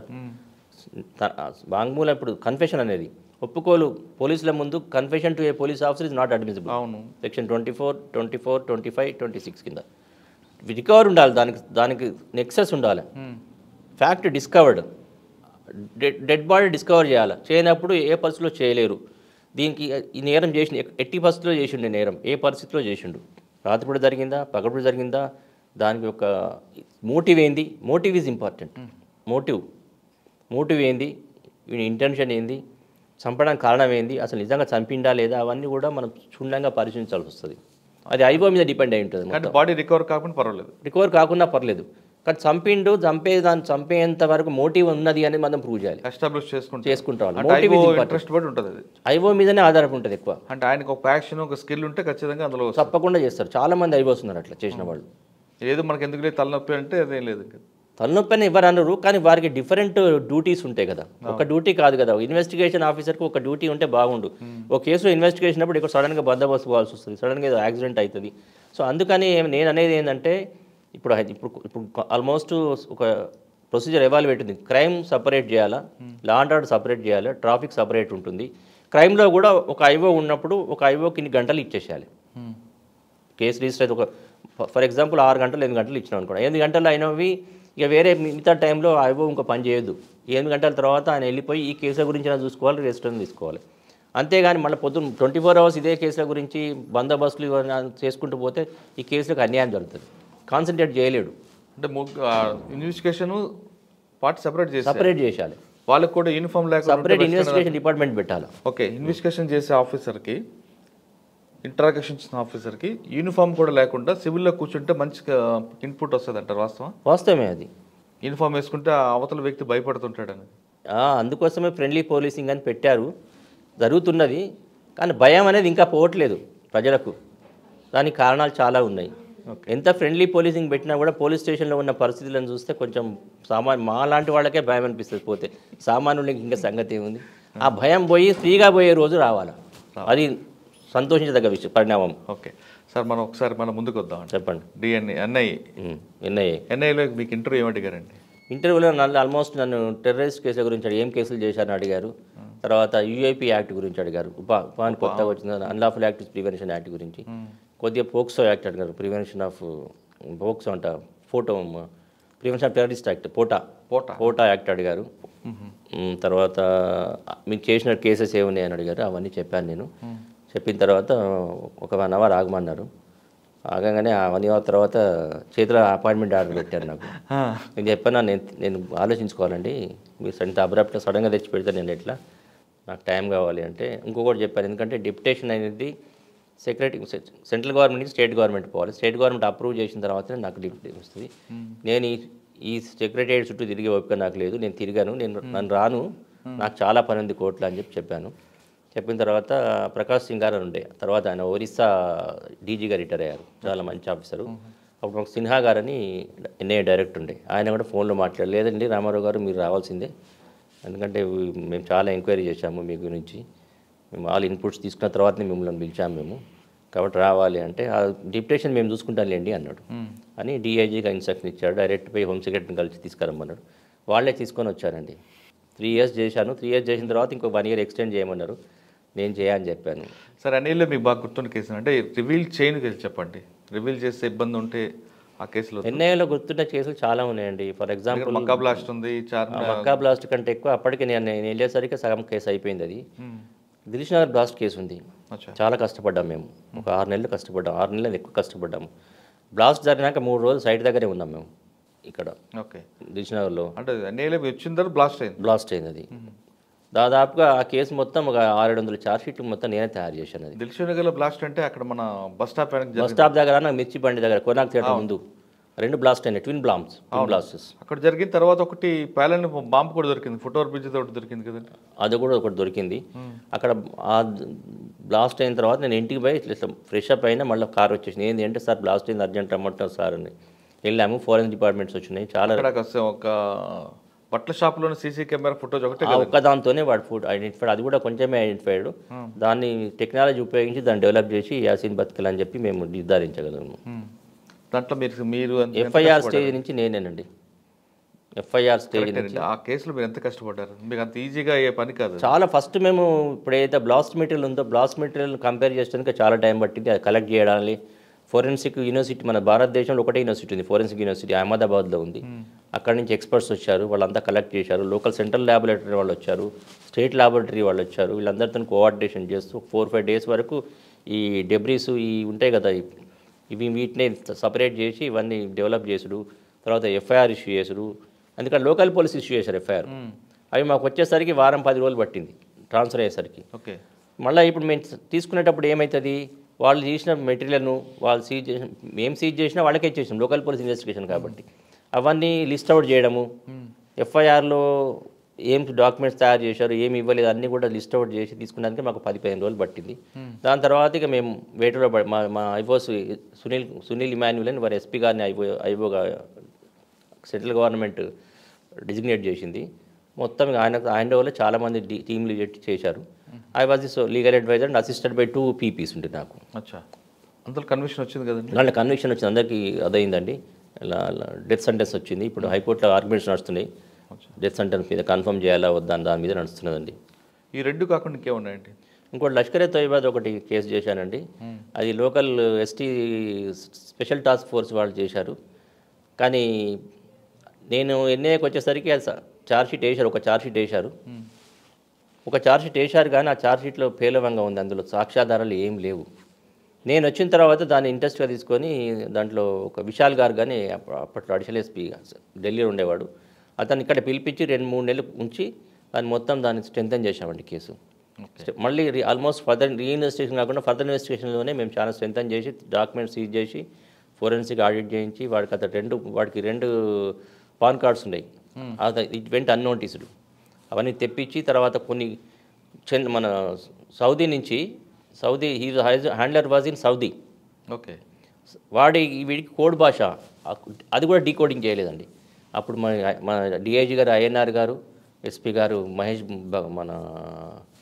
లడ్డా గారు, మహేష్ లడ్డా గారు, మేమందరం చాలా కష్టపడి అవన్నీ డీకోడింగ్ చేయించి తర్వాత letter of regulatory LR Pakistan పంపిన అనుకోండి, of course they have not accepted it, తయారు చేసి చాలా చేసినాం. కానీ యూఏపీ యాక్ట్ ప్రూవ్ కాలేదు అందులో. బికాజ్ అబ్దుల్ అజీజ్ అని ఒకడు హిజ్ హ్యాండ్లర్ ఉండే, వాడు ఐడెంటిటీ ప్రూవ్ ఎస్టాబ్లిష్ కాలేదు కాబట్టి కేసు శిక్ష పడింది ఆర్మ్స్ యాక్ట్ కింద, తర్వాత ఎక్స్ప్లోజివ్స్ యాక్ట్లో పడింది, అంతేగాని యూఏపీ యాక్ట్లో పడలేదు. అచ్చా సార్, బత్కల్ బ్రదర్స్ గురించి చెప్పండి. బత్కల్ బ్రదర్స్ అనేది ఇక చాలా పేరు మోసిన వాళ్ళు, చాలా తెలివికల్లో వాళ్ళు అండి. బత్కల్ అంటే మీకు తెలుసు అనుకుంటా, ప్లేస్ అది, ఊరు పేరు బత్కల్, ఉడిపి దగ్గర ఉంటుంది. అక్కడ ప్రిడామినెంట్లీ వాళ్ళే population. Yasin Bhatkal is drop out from the school. One brother cousin Riyaz Bhatkal is now ISI కస్టడీలో ఉన్నాడు. సరే, అంతా ఆయన ఇక్కడ ఎన్కౌంటర్ అయ్యాడు కదండి పాకిస్తాన్ అనుకుంటా. కావచ్చు, మరి తెలియదు నాకు, ఈ మధ్యకాలంలో తెలియదు. వాళ్ళందా చేసిందండి ఇది. చాలా బెంగళూరులో ఒక ఇల్లు తీసుకున్నారు, అక్కడి నుంచి నడిపించారు. ఒక డెంటిస్ట్ ఉంటాడు, ఆయన ఇంట్లో కిరాయికి ఉన్నారు వీళ్ళు, అక్కడి నుంచి ఇదంతా యంత్రాంగా నడిపించిండ్రు వాళ్ళు. ఇక్కడ షెల్టర్ ఎవరండి వాళ్ళకి? ఇక్కడ షెల్టర్ అక్కడ మన అబ్దుల్లాపూర్ మెట్లో ఒక ఇల్లు తీసుకున్నారండి, చదువుకుంటూ స్టూడెంట్స్ అని పేరు మీద తీసుకొని అక్కడ షెల్టర్ పెట్టుకున్నారు, అక్కడే బాంబు తయారు చేశారు. అసలు సార్ మీరు ఈ సర్వీస్లో రెగ్యులర్ పీపీ కింద బాగుందా, ఎన్ఐపీపీ చేస్తే బాగుందా? దేనికి అదేనండి, ఎన్ఐపీపీ అంటే ఎక్స్పోజర్ బాగుంటుంది, ఇదంటే law and order regular PP వస్తుంది. నేను ఆల్ పోస్ట్ ఎగ్జామ్, నేను వర్క్ మీకు తెలిసిందే, మీకు స్టేట్ గవర్నమెంట్ జాబ్ చేశాను, సెంట్రల్ చేశాను, తర్వాత మేజిస్ట్రేట్గా చేశాను, అడ్వకేట్గా చేశాను, ఆల్ డిపార్ట్మెంట్ చేశాను. ఓకే, ఆ సాటిస్ఫాక్షన్ ఉంది నాకు. Right sir. ఎన్ఐ తర్వాత మళ్ళీ నేను రిపాట్రియేట్ అయిపోయి మళ్ళీ ఖమ్మమే పోస్టింగ్ ఇచ్చారండి నాకు. ఖమ్మం కాదు, సారీ, నాకు రాజమండ్రి ఇచ్చారు పీపీగా, అడిషనల్ పీపీ గ్రేడ్ 1గా రాజమండ్రి ఇచ్చారు అడిషనల్ కోర్టు. తర్వాత అండి దాని తర్వాత మళ్ళీ నేను ఖమ్మం ఇచ్చాను నాకు పోస్టింగ్, రిపాట్రియేట్ అయిన స్టేట్కు బైఫర్కేషన్ అయిపోయిన తర్వాత మళ్ళీ ఖమ్మం ఇచ్చారు. ఖమ్మం ఎస్సీ/ఎస్టీ కోట ఇచ్చారు మళ్ళీ. దాని తర్వాత అక్కడే ప్రమోషన్ అయ్యి పబ్లిక్ ప్రాసిక్యూటర్ రిటైర్ అయ్యాను అక్కడే 2018 30th జూన్ రోజు. దాని తర్వాత రిటైర్ అయ్యకంటే ముందు రోజు నాకు డీజీ గారు ఫోన్ చేసి, మహేందర్ రెడ్డి గారు నాకు సిఐడిలో హ్యాండ్ లేదు, నాకు లీగల్ అడ్వైజర్ పోస్ట్ లేదు, రండి అంటే నేను రాను అన్నాను. యాక్చువల్గా వినలేదు, సరే అయినా 2 months తర్వాత జాయిన్ అయిపోయాను నేను. కానీ మరి భీముడిపట్నం విశాఖపట్నం ఏంటండి? అది నేను మేజిస్ట్రేట్గా చేశానండి. ఏపీపీ ఉండగానే సీనియర్ ఏపీపీ ఖమ్మం చేస్తున్నప్పుడు ఏంటంటే అడ్హాక్ అపాయింట్మెంట్స్ అని పెట్టినప్పుడు మేజిస్ట్రేట్స్ చాలామంది తక్కువ ఉండేది, డైరెక్ట్ రిప్రజెంట్ చేసుకుంటే చాలా టైం పడుతుంది అని చెప్పి ఏపీపీఎస్ నుంచి డైరెక్ట్గా తీసుకుంటారు ఇంటర్వ్యూతోని. తర్వాత ఎగ్జామ్ రాసి పాస్ అయినా మళ్ళీ రెగ్యులరైజ్ చేస్తారు. ఇంటర్వ్యూలో నేను సెలెక్ట్ అయ్యాను. సెలెక్ట్ అయ్యి నాకు first posting junior civil court ఇచ్చారు వైజాగ్లో. అక్కడ ఒక 9 నెలలు చేసిన తర్వాత మళ్ళీ భీమునిపట్నంలో హెవీ కోర్ట్ అది. భీమునిపట్నం 8-10 వేల కేసులు ఉంటాయి అప్పట్లో, సివిల్ అండ్ క్రిమినల్ కలుపుకొని. అందులో సింహాచలం సంబంధించిన 5-6 వేల సివిల్ కేసులు. అప్పుడు అక్కడ ఎఫిషియెంట్ క్రిమినల్ అండ్ సివిల్ తెలిసిన ఆఫీసర్ కావాలి అని అప్పుడు నన్ను భీమునిపట్నం వేశారు. అక్కడ ఏమైనా గుర్తున్నాయండి కేసులు? అక్కడ చాలా ఉన్నాయండి. నేను దాదాపు సింహాచలం దేవస్థానం కేసెస్లో ఒక 4-5 3,000 వరకు నేనే డిస్పోజ్ చేశానండి. అక్కడ సింహాచలం కొండలను కబ్జా చేశారు కదా చాలామంది, ఆ కేసు గురించి చెప్పగలరా? కొండలు కబ్జా చేసిన ఒక 2 కేసులు జ్ఞాపకం ఉన్నాయి. ఒక కేసులో ఏం చేశారంటే ఒక 3 ఎకరాలు కబ్జా చేసి స్కూల్ కట్టుకున్నారు. అది డిమాలిషన్కి ఆర్డర్ ఇచ్చారండి నేను. అంతకుముందు ఆఫీసర్ స్టేటస్కో ఇచ్చారు, ఆ స్టేటస్కో నేను ఎత్తేసాను. స్టేటస్కో వేకేట్ చేసి ప్రొసీడ్ యాజ్ పర్ లా అని రాశాను. దాని మీద వాళ్ళు డిస్ట్రిక్ట్ కోర్టు పోతే డిస్ట్రిక్ట్ కోర్టు సక్సెస్ కాలేదు, హైకోర్టు సక్సెస్ కాలేదు. తర్వాత గవర్నమెంట్ డిమాలిష్ చేసిందండి. అది డిమాలిష్ చేసి స్కూల్ని తీసేసింది అక్కడి నుంచి. అది మీకు అదొక బాగా గుర్తుండిపోయేది. నన్ను హైకోర్టు జడ్జి గారు కూడా అప్రిషియేట్ చేశాడు. ఇక్కడ ఎన్ఐ అయిన తర్వాత మీరు ఖమ్మంతో పీపీ రిటైర్ అయిపోయానండి. సిఐడికి వచ్చాను. అప్పటి నుంచి ఎప్పటి నుంచి ఉన్నారు సిఐడిలో? సిఐడిలో నేను నవంబర్ 2018 నుంచి చేశానండి. ఇప్పటికీ ఉన్నారు? నేను అప్ టు జనవరి వరకు చేశాను. తర్వాత లీవ్ లెటర్ పంపించాను. ఇప్పుడు లీవ్ మీద ఉన్నాను. సిఐడిలో ఏం గుర్తున్నాయి సార్? సిఐడిలో చాలా అన్ని ఎక్కువ ఎకనామిక్ అఫెన్స్ ఉంటాయి, నార్కోటిక్స్ ఉంటాయి, సైబర్ క్రైమ్స్ బాగుంటాయి, సైబర్ క్రైమ్స్ ఉంటుంది. తర్వాత సిఐడిలో లీగల్ అడ్వైజర్కి ప్రయారిటీ ఎక్కడ ఇస్తారండి? ప్రతి papers through CID legal adviser దగ్గర అయిపోతుందండి. Every paper right from issue complaint lodge అయినప్పటి నుంచి ఎఫ్ఐఆర్ రిజిస్టర్ అయిన దగ్గర నుంచి every paper it goes through legal adviser. చాలా ఇంపార్టెన్స్ అండి సిఐడిలో. లీగల్ అడ్వైజర్ పాత్ర అనేది చాలా ప్రాధాన్యత సంతరించుకునే పోస్ట్ అది. ఓకే, మరి మీరు లీవ్లో ఉన్నారు కదండి. వేరే ఒక పీపీగా వచ్చారండి, రెగ్యులర్ పీపీని పెట్టుకున్నారు. అందుకే నేను జాయిన్ కావాలా వద్దని ఆలోచిస్తున్నాను. కాదు, సాధారణంగా సిఐడి దగ్గరికి ముందుకు ఎఫ్ఐఆర్ ఇష్యూ చేసిన తర్వాత లీగల్ ఓపెన్ తీసుకున్న కేసులు ఉంటాయండి? ఉంటాయండి, ప్రతి ఉంటాయండి. ముందు అసలు ఎఫ్ఐఆర్ ఫెయిల్ అవుతుంటాయి. రెండు ఉంటాయి. ఇప్పుడు రెండు రకాలండి. ఇప్పుడు కొన్ని డెసిషన్స్ ఏమున్నాయంటే Lalita Kumari versus state of UP అని ఉంది. దాంట్లో సుప్రీంకోర్టు వారు ఏం చెప్పారంటే అన్ని కేసెస్లో ప్రాథమిక విచారణ చేయకూడదు, కాగ్నిజబుల్ అఫెన్స్ ఉంటే ప్రతి కేసులు కూడా రిజిస్టర్ చేసిన తర్వాత ఇన్వెస్టిగేట్ చేయాలి. కానీ కొన్ని కేసెస్ మాత్రం ప్రాథమిక విచారణ చేయొచ్చు. ఒకటి మ్యాట్రిమోనియల్ అఫెన్సెస్, రెండు ఎకనామిక్ అఫెన్సెస్. ఈ రెండింటిలో మాత్రం ప్రాథమిక విచారణ చేయొచ్చు అని ఉంది. సో ప్రాథమిక విచారణ చేసిన తర్వాతనే కేసు రిజిస్టర్ చేయాలి. అయితే ప్రాథమికంగా దీంట్లో కాగ్నిజబుల్ అఫెన్స్ మేడౌట్ అవుతుందా లేదా అనేది కూడా ఒపీనియన్కి వస్తుందండి. విచారించిన తర్వాత రిపోర్ట్ పంపిన తర్వాత పీపీ దగ్గరకు వస్తుంది. పీపీ కేస్ ఇస్ మేడౌట్ అంటే అప్పుడు రిజిస్టర్ అవుతారు, లేదు అంటే రిజిస్టర్ చేయరు. ప్రతి పేపరు ముద్దాయిని యాడ్ చేయాలన్నా, ముద్దాయిని తీసేయాలన్నా, విట్నెస్ సరిగా ఎగ్జామిన్ చేసిందా లేదా, ఇంకెవరి విట్నెస్లు ఎగ్జామ్ చేయాలి, ఇంకా ఏం కాంటెంట్స్ రావాలి అని కూడా ప్రతిదీ కూడా సిఐడిలో క్షుణ్ణంగా చేస్తారండి. సార్, మీ సర్వీస్లో మీకు బాగా నచ్చిన జ్యుడిషియల్ ఆఫీసర్ ఎవరు, అదేవిధంగా పోలీస్ ఆఫీసర్ ఎవరండి? చాలా అందరూ మీతో క్లోజ్గా ఉంటారు. చాలా మంది ఉన్నారు క్లోజ్, చాలా మందిని చూశాను నేను. చాలా మంది బాగుంటారు ఆయన దగ్గర. నేను అందరితోని కూడా ఫ్రెండ్లీగా ఉండేవాడిని. ఫ్రెండ్లీగా ఉంటారు, అది కాదు. మీకు బాగా నచ్చిన ఆఫీసర్ అంటే వర్క్ పరంగా చాలా మంది ఉన్నారండి. నాకు రవిశంకర్ అయ్యన్నార్ గారు ఉన్నారు, చాలా. రవిశంకర్ అయ్యన్నార్ గారు, మహేష్ లడ్డా గారు, వీళ్ళిద్దరు ఎన్ఐఏలో చేశాను నేను. చౌహాన్ గారు, మురళీ భగవత్ గారు, మేమంతా ఖమ్మంలో చేసిన వాళ్ళం మేమంతా. భగవత్ గారు, వివి శ్రీనివాసరావు గారు, ఖమ్మం వివి శ్రీనివాసరావు గారు, తర్వాత చాలామంది సుధీర్ బాబు గారు నుండి పుట్టే సుధీర్ బాబు గారు, చాలామంది ఉన్నారండి. అదే జడ్జెస్ వైపు అంటే జడ్జెస్ వైపు ఇప్పుడు కే లక్ష్మణ్ గారు అని మొన్న ట్రాన్స్ఫర్ అయిపోయారు రాజస్థాన్ కాబట్టి వారు ఉండేది. తర్వాత పాత్రుడు గారు, నేను అప్పుడు ఏపీపీగా ఉంటే పాత్రుడు గారు, తర్వాత ఇంకా చాలామంది ఉన్నారండి. అంటే ఒక్కొక్కరిది ఒక స్టైల్ ఉంటుంది, ఒక్కొక్కరు స్టైల్ ఉంటుంది, ఒక్కొక్కరు ఒక విధమైన జడ్జిమెంట్ తీర్పు ఉంటుంది. కానీ అందరు కూడా చాలా కష్టపడేవారండి. సార్, మీరు డిపార్ట్మెంట్కి వచ్చినప్పుడు మీరు అన్నట్లుగా సీనియర్ దగ్గర నేర్చుకున్నారు. నైట్ టైం 10, 11, 12 వరకు ఉండేవారు. మనం ఇందాక డిస్కస్ చేసినట్లుగా ఇప్పుడు ఆ సిస్టమే లేదు.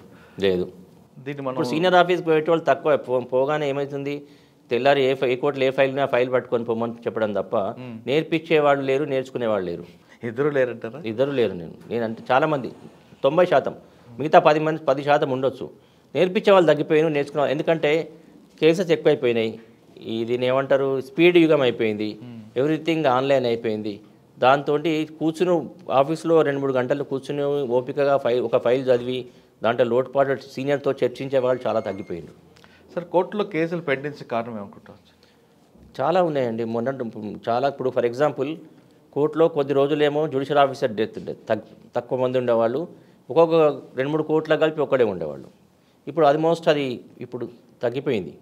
అన్ని కోర్టులకు జ్యుడిషియల్ ఆఫీసర్ వచ్చారు, బాగా ఇంటర్ తీసుకుంటారు. ఇంకొకటి ఏపీపీల సంఖ్య తక్కువ ఉండేది. ఇప్పుడు మెజిస్ట్రేట్ కోర్ట్స్ ఇప్పుడు మేము చేసినప్పుడు, నేను సెషన్స్ కోర్టు చేసినప్పుడు కూడా ఒక్కొక్క కోర్టుకు 3 కోట్లకు 4 కోట్లకు ఇన్ఛార్జ్ ఉండేటోళ్ళం.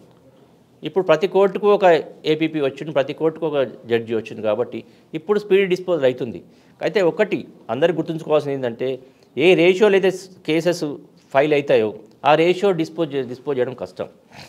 ఒక కేసు ఛార్జ్షీట్ చేయాలంటే ఒక 1 మంత్ కావచ్చు, కానీ డిస్పోజ్ చేయాలంటే 1 ఇయర్ పడుతుంది. ఎందుకు కారణము అంటే సాక్షులు సరిగా టైంకు రాకపోవచ్చు, సాక్షులను ప్రొడ్యూస్ చేయలేకపోవచ్చు. ప్రొడ్యూస్ చేసినా కూడా కొన్నిసార్లు చీఫ్ ఎగ్జామినేషన్ అయినాక క్రాస్ ఎగ్జామినేషన్ టైం అడగవచ్చు.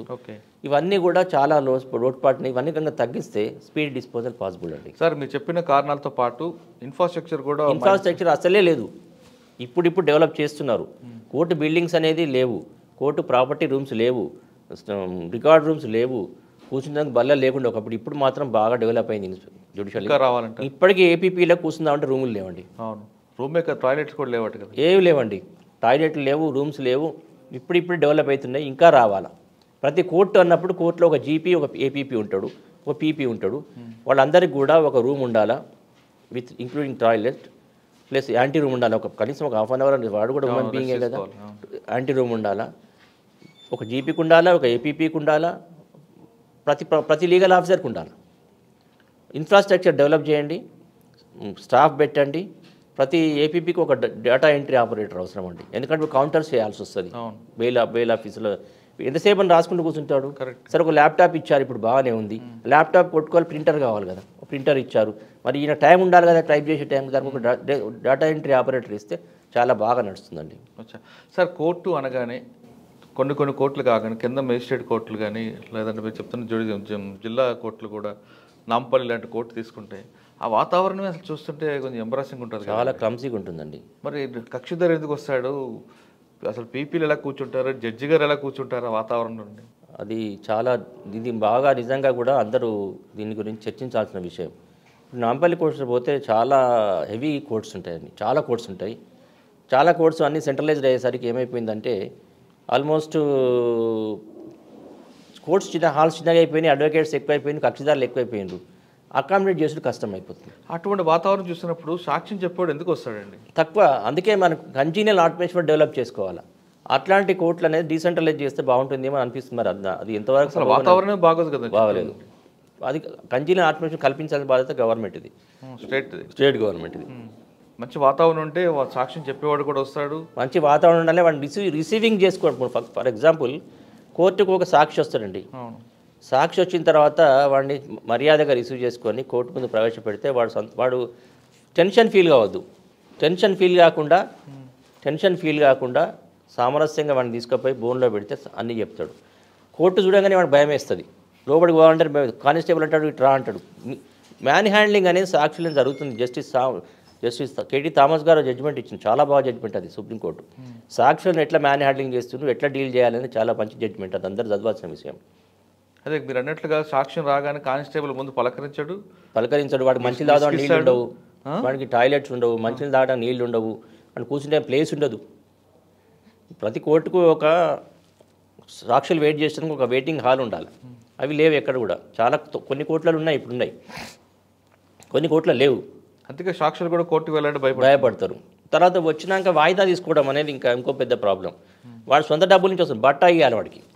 బట్టా ఇస్తే వస్తాడు. ఇప్పుడు నేను ఎక్కడి నుంచో సపోజ్ ఇక్కడ జరిగింది, ఎన్ఐఏ కేసులు తీసుకుందాం ఫర్ ఎగ్జాంపుల్. అంటే సరే సెంట్రల్ గవర్నమెంట్ అది అఫీషియల్ మాల్దాల కౌంటర్ ఫీట్ కరెన్సీ నోట్స్ పట్టుకున్నారు. అక్కడి నుంచి సాక్ష్యం తీసుకొని రావాలి కదా. మాల్దా వెస్ట్ బెంగాల్ అంటే బార్డర్ అది, వెస్ట్ బెంగాల్ మన బార్డర్, బంగ్లా బార్డర్.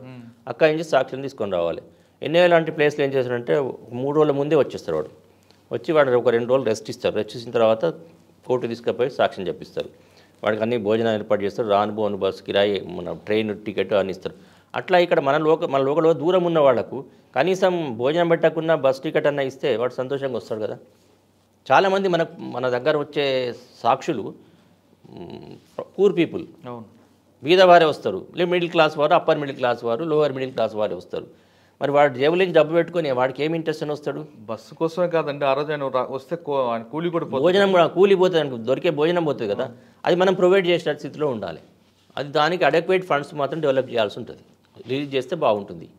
అంటే ఎక్కువగా ఇప్పుడు స్టేట్ కూడా కోర్టుల మీద ఎక్కువ ఫోకస్ చేయాలి. అది కోర్టు అనేసరికి ఎట్లయిపోయిందంటే అది ఇన్కమ్ రాదు కాబట్టి డెడ్ ఇన్కమ్ అది. దానికోసం ఇంట్రెస్ట్ చూసుకోరు. కానీ అది కూడా ఒక అంగమే కదా మన శరీరంలో. అది కూడా మన వ్యవస్థలో ఒక భాగము. అది లేకుంటే ల్యాండ్ ఆర్డర్ కంట్రోల్ లేకుంటే మన వ్యవస్థనే నడవదు. కరెక్ట్గా వాళ్ళకి అర్థం కాని విషయం ఏంటంటే, ఇప్పుడు అదే మీరు ఫారెన్ కంట్రీస్ తీసుకుంటే కన్వెన్షన్ రేట్ ఎంత పెరిగిందంటే అక్కడ డెవలప్మెంట్ కనిపిస్తుంటుంది. అవును, అక్కడ వాలంటీర్గా వస్తారు విట్నెసెస్, సాక్షులు. ఇక్కడ మన దగ్గర కూడా చేసే కన్వెన్షన్ రేట్ పెరుగుతుంది. విట్నెసెస్ వాలంటీర్గా కోర్టుకు వచ్చేటట్టు చేయాలి. ఇప్పుడు మనకు ఎక్కడ ప్రాబ్లం వస్తుందంటే విట్నెస్లకు మనసులో ఏం పడిపోయిందంటే, మనం సాక్షి అని చెప్తే మనల్ని వేధింపులు ఎక్కువైతాయి. మీరు అన్నది విట్నెస్ కాదండి, కంప్లైంట్ కూడా కోర్టుకు వెళ్ళాలంటే భయపడతారు.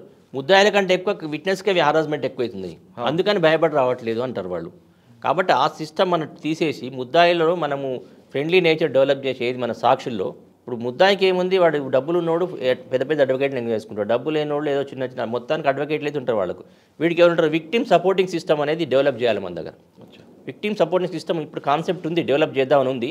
దాన్ని ఇంకా బాగా డెవలప్ చేయడం వల్ల విక్టిమ్కి మనం ఒక రకమైన కాన్ఫిడెన్స్ ఇస్తే, విక్టిమ్కే కాదు సాక్షులకు కూడా కాన్ఫిడెన్స్ ఇచ్చి వాళ్ళని తీసుకొచ్చి వాళ్ళని ప్రాపర్గా మనం బిహేవ్ చేస్తే వాళ్ళతోటి మనము వాళ్ళకు ఒక కంజీనియల్ అట్మాస్ఫియర్ కనుక మనం ఒక మంచి అట్మాస్ఫియర్, మంచి వాతావరణం కల్పించగలిగితే వాళ్ళకి ఫ్రీ అండ్ ఫ్రాంక్గా వాడు టెన్షన్ పడకుండా సాక్షులు చెప్తారు, కన్విక్షన్ రేట్ పెరుగుతుంది. సార్ ఫైనల్గా చెప్పండి, ఈ ప్రొఫెషనల్ రావాలనుకున్న మీరు ఏం చెప్తారండి? ఆల్రెడీ ఇక్కడ ఉన్న వాళ్ళకి ఏం చెప్తారు, కొత్తగా వచ్చి ప్రొఫెషనల్ రావాలని రమ్మని నేను ఆహ్వానం ఇస్తాను. కానీ వచ్చి ముందు నేర్చుకోండి. ముందు రాగానే సంపాదన కాదు, ముందు కష్టపడండి, నేర్చుకోండి. సంపాదన అనేది అదే వస్తుంది. ఇప్పుడు over a period of time మనం ఇప్పుడు నేనున్నాను, ఫర్ ఎగ్జాంపుల్ నేనే 1986లో వచ్చాను. నేను రాగానే దాదాపు ఒక 5-6 నెలల వరకు నాకు నెలకు 100 రూపాయలు కూడా రాలేదు. బండి పెట్రోల్ కూడా లేదు. మా నాన్నగారు ఇస్తే తీసుకొని బండి నడుపుకునేవాళ్ళం. రాగానే డబ్బులు రావు కదా. కొద్ది రోజులు కష్టపడండి, మీకు అంటే ఒక గుర్తింపు తెచ్చుకోండి. ఇప్పుడు నలుగురు కోర్టుకు వస్తారు, మిమ్మల్ని చూస్తుంటారు, మీ బిహేవియర్ చూస్తుంటారు, మీ వాగ్దాటి చూస్తుంటారు, మీ రిప్రజెంటేషన్ చూస్తుంటారు కోర్టులో. చూసి ఈ లాయర్ గారు అయితే పర్వాలేదు, బాగానే చేస్తున్నారు అనేది మీకు ఇంపాక్ట్ కానీ ఇంప్రెషన్గా క్రియేట్ చేయగలిగితే కేసులు మీకు తప్పకుండా వస్తాయి. అంతేగాని మీరు రాగానే నాకు సాక్షులు రావాలి, కేసులు రావాలి అంటే రాదు. కష్టపడండి, చట్టం నేర్చుకోండి, చట్టం అప్ టు డేట్ ఉండండి. మారిన చట్టాలు, మారిన పరిస్థితులు, కొత్త చట్టాలు వస్తుంటాయి. అప్డేట్గా మీరు చట్టాలు నేర్చుకొని చదువుకొని రెడీగా ఉంటే సాక్షులు వస్తుంటారు, కేసులు వస్తుంటాయి. కేసులు వచ్చినప్పుడు మీరు కరెక్ట్గా కష్టపడి మీరు కేసు క్షుణ్ణంగా చదివి దాంట్లో ఏముంది అనేది నేర్చుకొని కష్టపడితే మీరు ఒక కేసు సక్సెస్ అయితే మీకు 100 కేసులు వస్తాయి. అదే ఒక కేసు ఆదిలోనే మీకు పోయిందనుకోండి, మీకు 10 కేసులు తగ్గిపోతాయి. కాబట్టి మీరు జాగ్రత్తగా సీనియర్కు సేవ చేయాలి. ఫస్ట్ సీనియర్ ఆఫీసులో చేరంగానే సేవ చేసి సీనియర్ కావాల్సిన సర్వీసెస్ మీరు రెండర్ చేసి మీరు సీనియర్ దగ్గర డిస్కషన్ చేయాలి, సబ్జెక్ట్ డిస్కషన్ చేయాలి, కేసు డిస్కషన్ చేసి సీనియర్ కూడా మీరు ఎట్లా ఇంప్రెషన్ క్లియర్ చేయాలంటే ఈయన మనం డిస్కషన్ చేస్తే వీడికి కొంచెం నేర్చుకోవాలని ఉన్నది అని కనుక సీనియర్ కనుక తెలిసి వీడు కొన్ని పర్లేదు, వీడికి మనం రెస్పాన్సిబిలిటీ ఇస్తే నిర్వర్తిస్తాడు అనే ఇంప్రెషన్ కనుక సీనియర్ దగ్గర క్రియేట్ చేయగలిగితే తప్పకుండా మీకు సీనియర్ ఇంపార్టెన్స్ ఇస్తాడు, సీనియర్ మీకు కేసులు ఇస్తాడు, మీకు కేసులు రిప్రజెంట్ చేయొచ్చు, తర్వాత మీరే ఇండిపెండెంట్గా పెట్టుకోవచ్చు. అందరూ రాండి, కానీ ఓవర్ నైట్ మీరు రాగానే మీకు 2-3 రోజుల్లోనే ఒక 6 నెలల సంవత్సరం లోపల మీరు కారు కొనుక్కోవాలి, బండి కొనుక్కోవాలి కాదు. దయచేసి మీరు అందరూ కూడా నా రిక్వెస్ట్ ఏంటంటే మీరు కష్టపడండి, చట్టం నేర్చుకోండి. చట్టం చదివింది వేరు, ఇంప్లిమెంట్ చేసేది వేరు, కోర్టులు నడిచే ప్రొసీజర్ వేరు. మీరు చదవండి. మీరు అందరు బ్రిలియంట్ స్టూడెంట్, చాలా బ్రిలియంట్ గోల్డ్ మెడలిస్ట్ కూడా ప్రొఫెషనల్ సక్సెస్ అయిన వాళ్ళు చాలా తక్కువ మంది ఉన్నారు. కాబట్టి చదవండి, ప్రాక్టికల్గా నేర్చుకోండి. ఇంకొక నా రిక్వెస్ట్, చాలా మంది జూనియర్స్ కోర్టుకు వస్తారు, కాల్ వర్క్ అని ఉంటుంది తెలుసుగా మీకు. కాల్ వర్క్ అంటే కేసులు పిలిచి వాయిదా వేస్తారు, నడిచే కేసులు పక్కన పెడతారు, ఆ రోజు ట్రయల్ జరిగే కేసులు. చాలా మంది అడ్వకేట్లు జూనియర్స్ ఏం చేస్తారంటే కాల్ వర్క్ అయిపోగానే పోయి క్యాంటీన్లలో చెట్ల కింద ఉంటారని అపవాదు ఉంది. ఎంతవరకు నిజం అనేది తెలియదు, కానీ కొంతవరకు నిజం. అట్లా కాకుండా కేసులు నడుస్తున్నప్పుడు సీనియర్ అడ్వకేట్లు కేసులు వాదిస్తున్నప్పుడు, కేసులు క్రాస్ ఎగ్జామ్ చేస్తున్నప్పుడు, చీఫ్ ఎగ్జామ్ చేసినప్పుడు కూర్చొని కొత్తవారు ఒక బుక్ పెట్టుకొని ఏం అడుగుతున్నారు, ఏ కేసులో ఏం అడుగుతున్నారు, క్రాస్ ఎగ్జామినేషన్ ఏం జరుగుతుంది, చీఫ్ ఎగ్జామ్ అవుతుంది, ఇలా సెక్షన్ ఆఫ్ లా అయింది. ఫస్ట్ రాగానే ఆ కేసు నడుస్తున్నప్పుడు ఛార్జెస్ ఏమి ఉన్నాయి రాసుకోవాలి. ఛార్జెస్ ఏం సెక్షన్ల కింద ఛార్జ్ చేశారు, 498A 3 and 4 DP యాక్టా, 324 34 ఇట్లా ఇవన్నీ రాసుకున్న తర్వాత ఏం ఎవిడెన్స్ వస్తున్నది, చీఫ్ ఎగ్జామినేషన్ ఏం అడుగుతున్నాడు, క్రాస్ ఎగ్జామ్ ఏం అడుగుతున్నాడు, దీంట్లో లీగల్ ఆస్పెక్ట్ ఏమిది, ఫ్యాక్చువల్ ఆస్పెక్ట్ ఏమిది, అవన్నీ రాసుకుంటే మీకు మీరే నిష్ణాతులు అయిపోతారు, మీకు మీరే మంచి లాయర్లు అవుతారు. అంతేగాని మీరు అనవసరంగా బయట తిరిగి బారూంలో కూర్చోవడం కాదు, బయట ఫ్రెండ్స్తో మీరు మాట్లాడడం కంటే కోర్టు హాల్లోనే మీరు ఉండండి. పొద్దున్న సాయంత్రం దాకా కష్టపడండి, నేర్చుకోండి. ఇది చాలా పెద్ద ప్రొఫెషన్, సముద్రం లాంటి ప్రొఫెషన్ లా ప్రొఫెషన్ అనేది. అందరూ కూడా తప్పకుండా 99% షేర్ అవుతారు. ఓకే, మీ ద్వారా లాయర్లు అనేవాళ్ళు సమాజ మార్గదర్శకులు కూడా అవుతారు. మీ ద్వారా చాలామందికి న్యాయం జరుగుతుంది. ఎప్పుడైతే మీరు ఎదుటి కక్షిదారుల కళ్ళల్లో సంతోషం చూడగలిగినప్పుడే మీరు సక్సెస్ఫుల్ లాయర్. ఓకే, అంతవరకు మీరు సక్సెస్ఫుల్ లాయర్ కాదు. ఏదో 4 పైసలు వచ్చినాయి, నేను కారు కొనుక్కున్న, బిల్డింగ్ ఉన్నంత మాత్రాన మీరు మీ ఆత్మకు మీరు సమాధానం చెప్పుకోలేరు. మీరు సహాయం చేయండి సాక్షులకు, మన కక్షిదారులకు. వాళ్ళు ఎప్పుడైతే కేసు గెలిచిండ్రు, కేసు అక్విటల్ అయింది అని సంతోషంగా పోయినరు, అప్పుడు మీరు లక్షలు సంపాదించినట్లు లెక్క. మీరు లక్షల మంది సాక్షిదారులను సంపాదించుకున్నట్లు లెక్క. మీరు మీ గురించి పోయి నలుగురికి చెప్తాడు, అది మౌత్ పబ్లిసిటీ ఎక్కువ ఉంటుంది, మీకు చాలా లాభం జరుగుతుంది. మీరు అది చూసుకోండి, కానీ తాత్కాలిక ఉపశమనాలకు మాత్రం పోకండి అని నా రిక్వెస్ట్. అది కాకుండా సార్ కొంతమంది వారు అయినట్లుగా కొంత ప్రొఫెషనల్గా ఉంటారు, కొంత సర్వీస్ మోటలు ఉంటారు, కొంతమంది క్రిమినల్స్గా మారిపోతుంటారు. అది చాలా తప్పండి. అంటే ఒక క్లయింట్ ఒక అడ్వకేట్ నమ్మి తన దగ్గర దాచుకున్న రహస్యాన్ని ఇస్తే పక్క వాళ్ళ ఆపోజిట్ పార్టీకి చెప్పడం, అది చాలా తప్పండి. అది దానికి వేరే పదం ఉంది, అది మాట్లాడితే బాగోదు. అలాంటి దయచేసి చేయకూడదు. ఎవరైనా సరే మనం ఒక ఓత్ తీసుకొని వస్తాం ఈ ప్రొఫెషన్లకు. ప్రతి వారు ఓత్ తీసుకొని వచ్చినప్పుడు కనీసం దాన్ని సద్వినియోగం చేయకుండా దుర్వినియోగం చేయకండి. మీరు నాది ఒకటే మోటో, నేను మా పోలీస్ ఆఫీసర్ కూడా చెప్పేవాళ్ళు, ఇన్వెస్టిగేట్ ఆఫీసర్కు, మీరు న్యాయం చేయకుండా అన్యాయం చేయకండి అని చెప్పేవాడు నేను. మీరు న్యాయం చేయలేకుండా వదిలిపెట్టండి, అన్యాయం మాత్రం చేయొద్దు. అట్లాగే మీకు ఇచ్చిన మీ ప్రొఫెషన్లో వచ్చిన మీ అవకాశాన్ని సద్వినియోగం చేసుకోండి, కానీ దుర్వినియోగం చేయకండి. అది లా ప్రొఫెషన్ రండి, వచ్చిన వెంటనే డబ్బుల కోసం ఆశించకుండా పనిచేయండి అంటున్నారు రామారావు గారు. అతని కెరియర్లో రోజుకు 100 రూపాయలు సంపాదించుకోవడం అనే పరిస్థితి నుంచి ఈరోజు మంచి పేరుతో పాటు ఆయన ఆర్థికంగా స్థిరపడ్డారు. ఆయన ఆర్థికంగా స్థిరపడ్డారంటే ఒక రోజుకు రాత్రి కాదు, దాదాపు 30 సంవత్సరాల సర్వీస్లో ఆయన మంచి పేరు తీసుకొచ్చారు. ఆయన వర్క్లో మంచి స్కిల్ ఉంది కాబట్టి NIA సంస్థ కూడా ఆయనకి వెంటపడి మరీ పీపీగా పెట్టుకున్నారు. కాబట్టి మీరు కూడా రండి, వచ్చిన తర్వాత పేదవాడికి న్యాయం చేయాలని ఆలోచన రండి, ఖచ్చితంగా మీరు కూడా సక్సెస్ అవుతారు, తర్వాత మంచి పేరు వస్తుంది అంటున్నారు రామారావు గారు. ఇది వారం రామారావు గారితో ఎక్సలెంట్ ఇంటర్వ్యూ. వచ్చే వారం మరొక మళ్ళీ కలుద్దాం. అంతరం నమస్కారం. Thank you sir, thank you very much.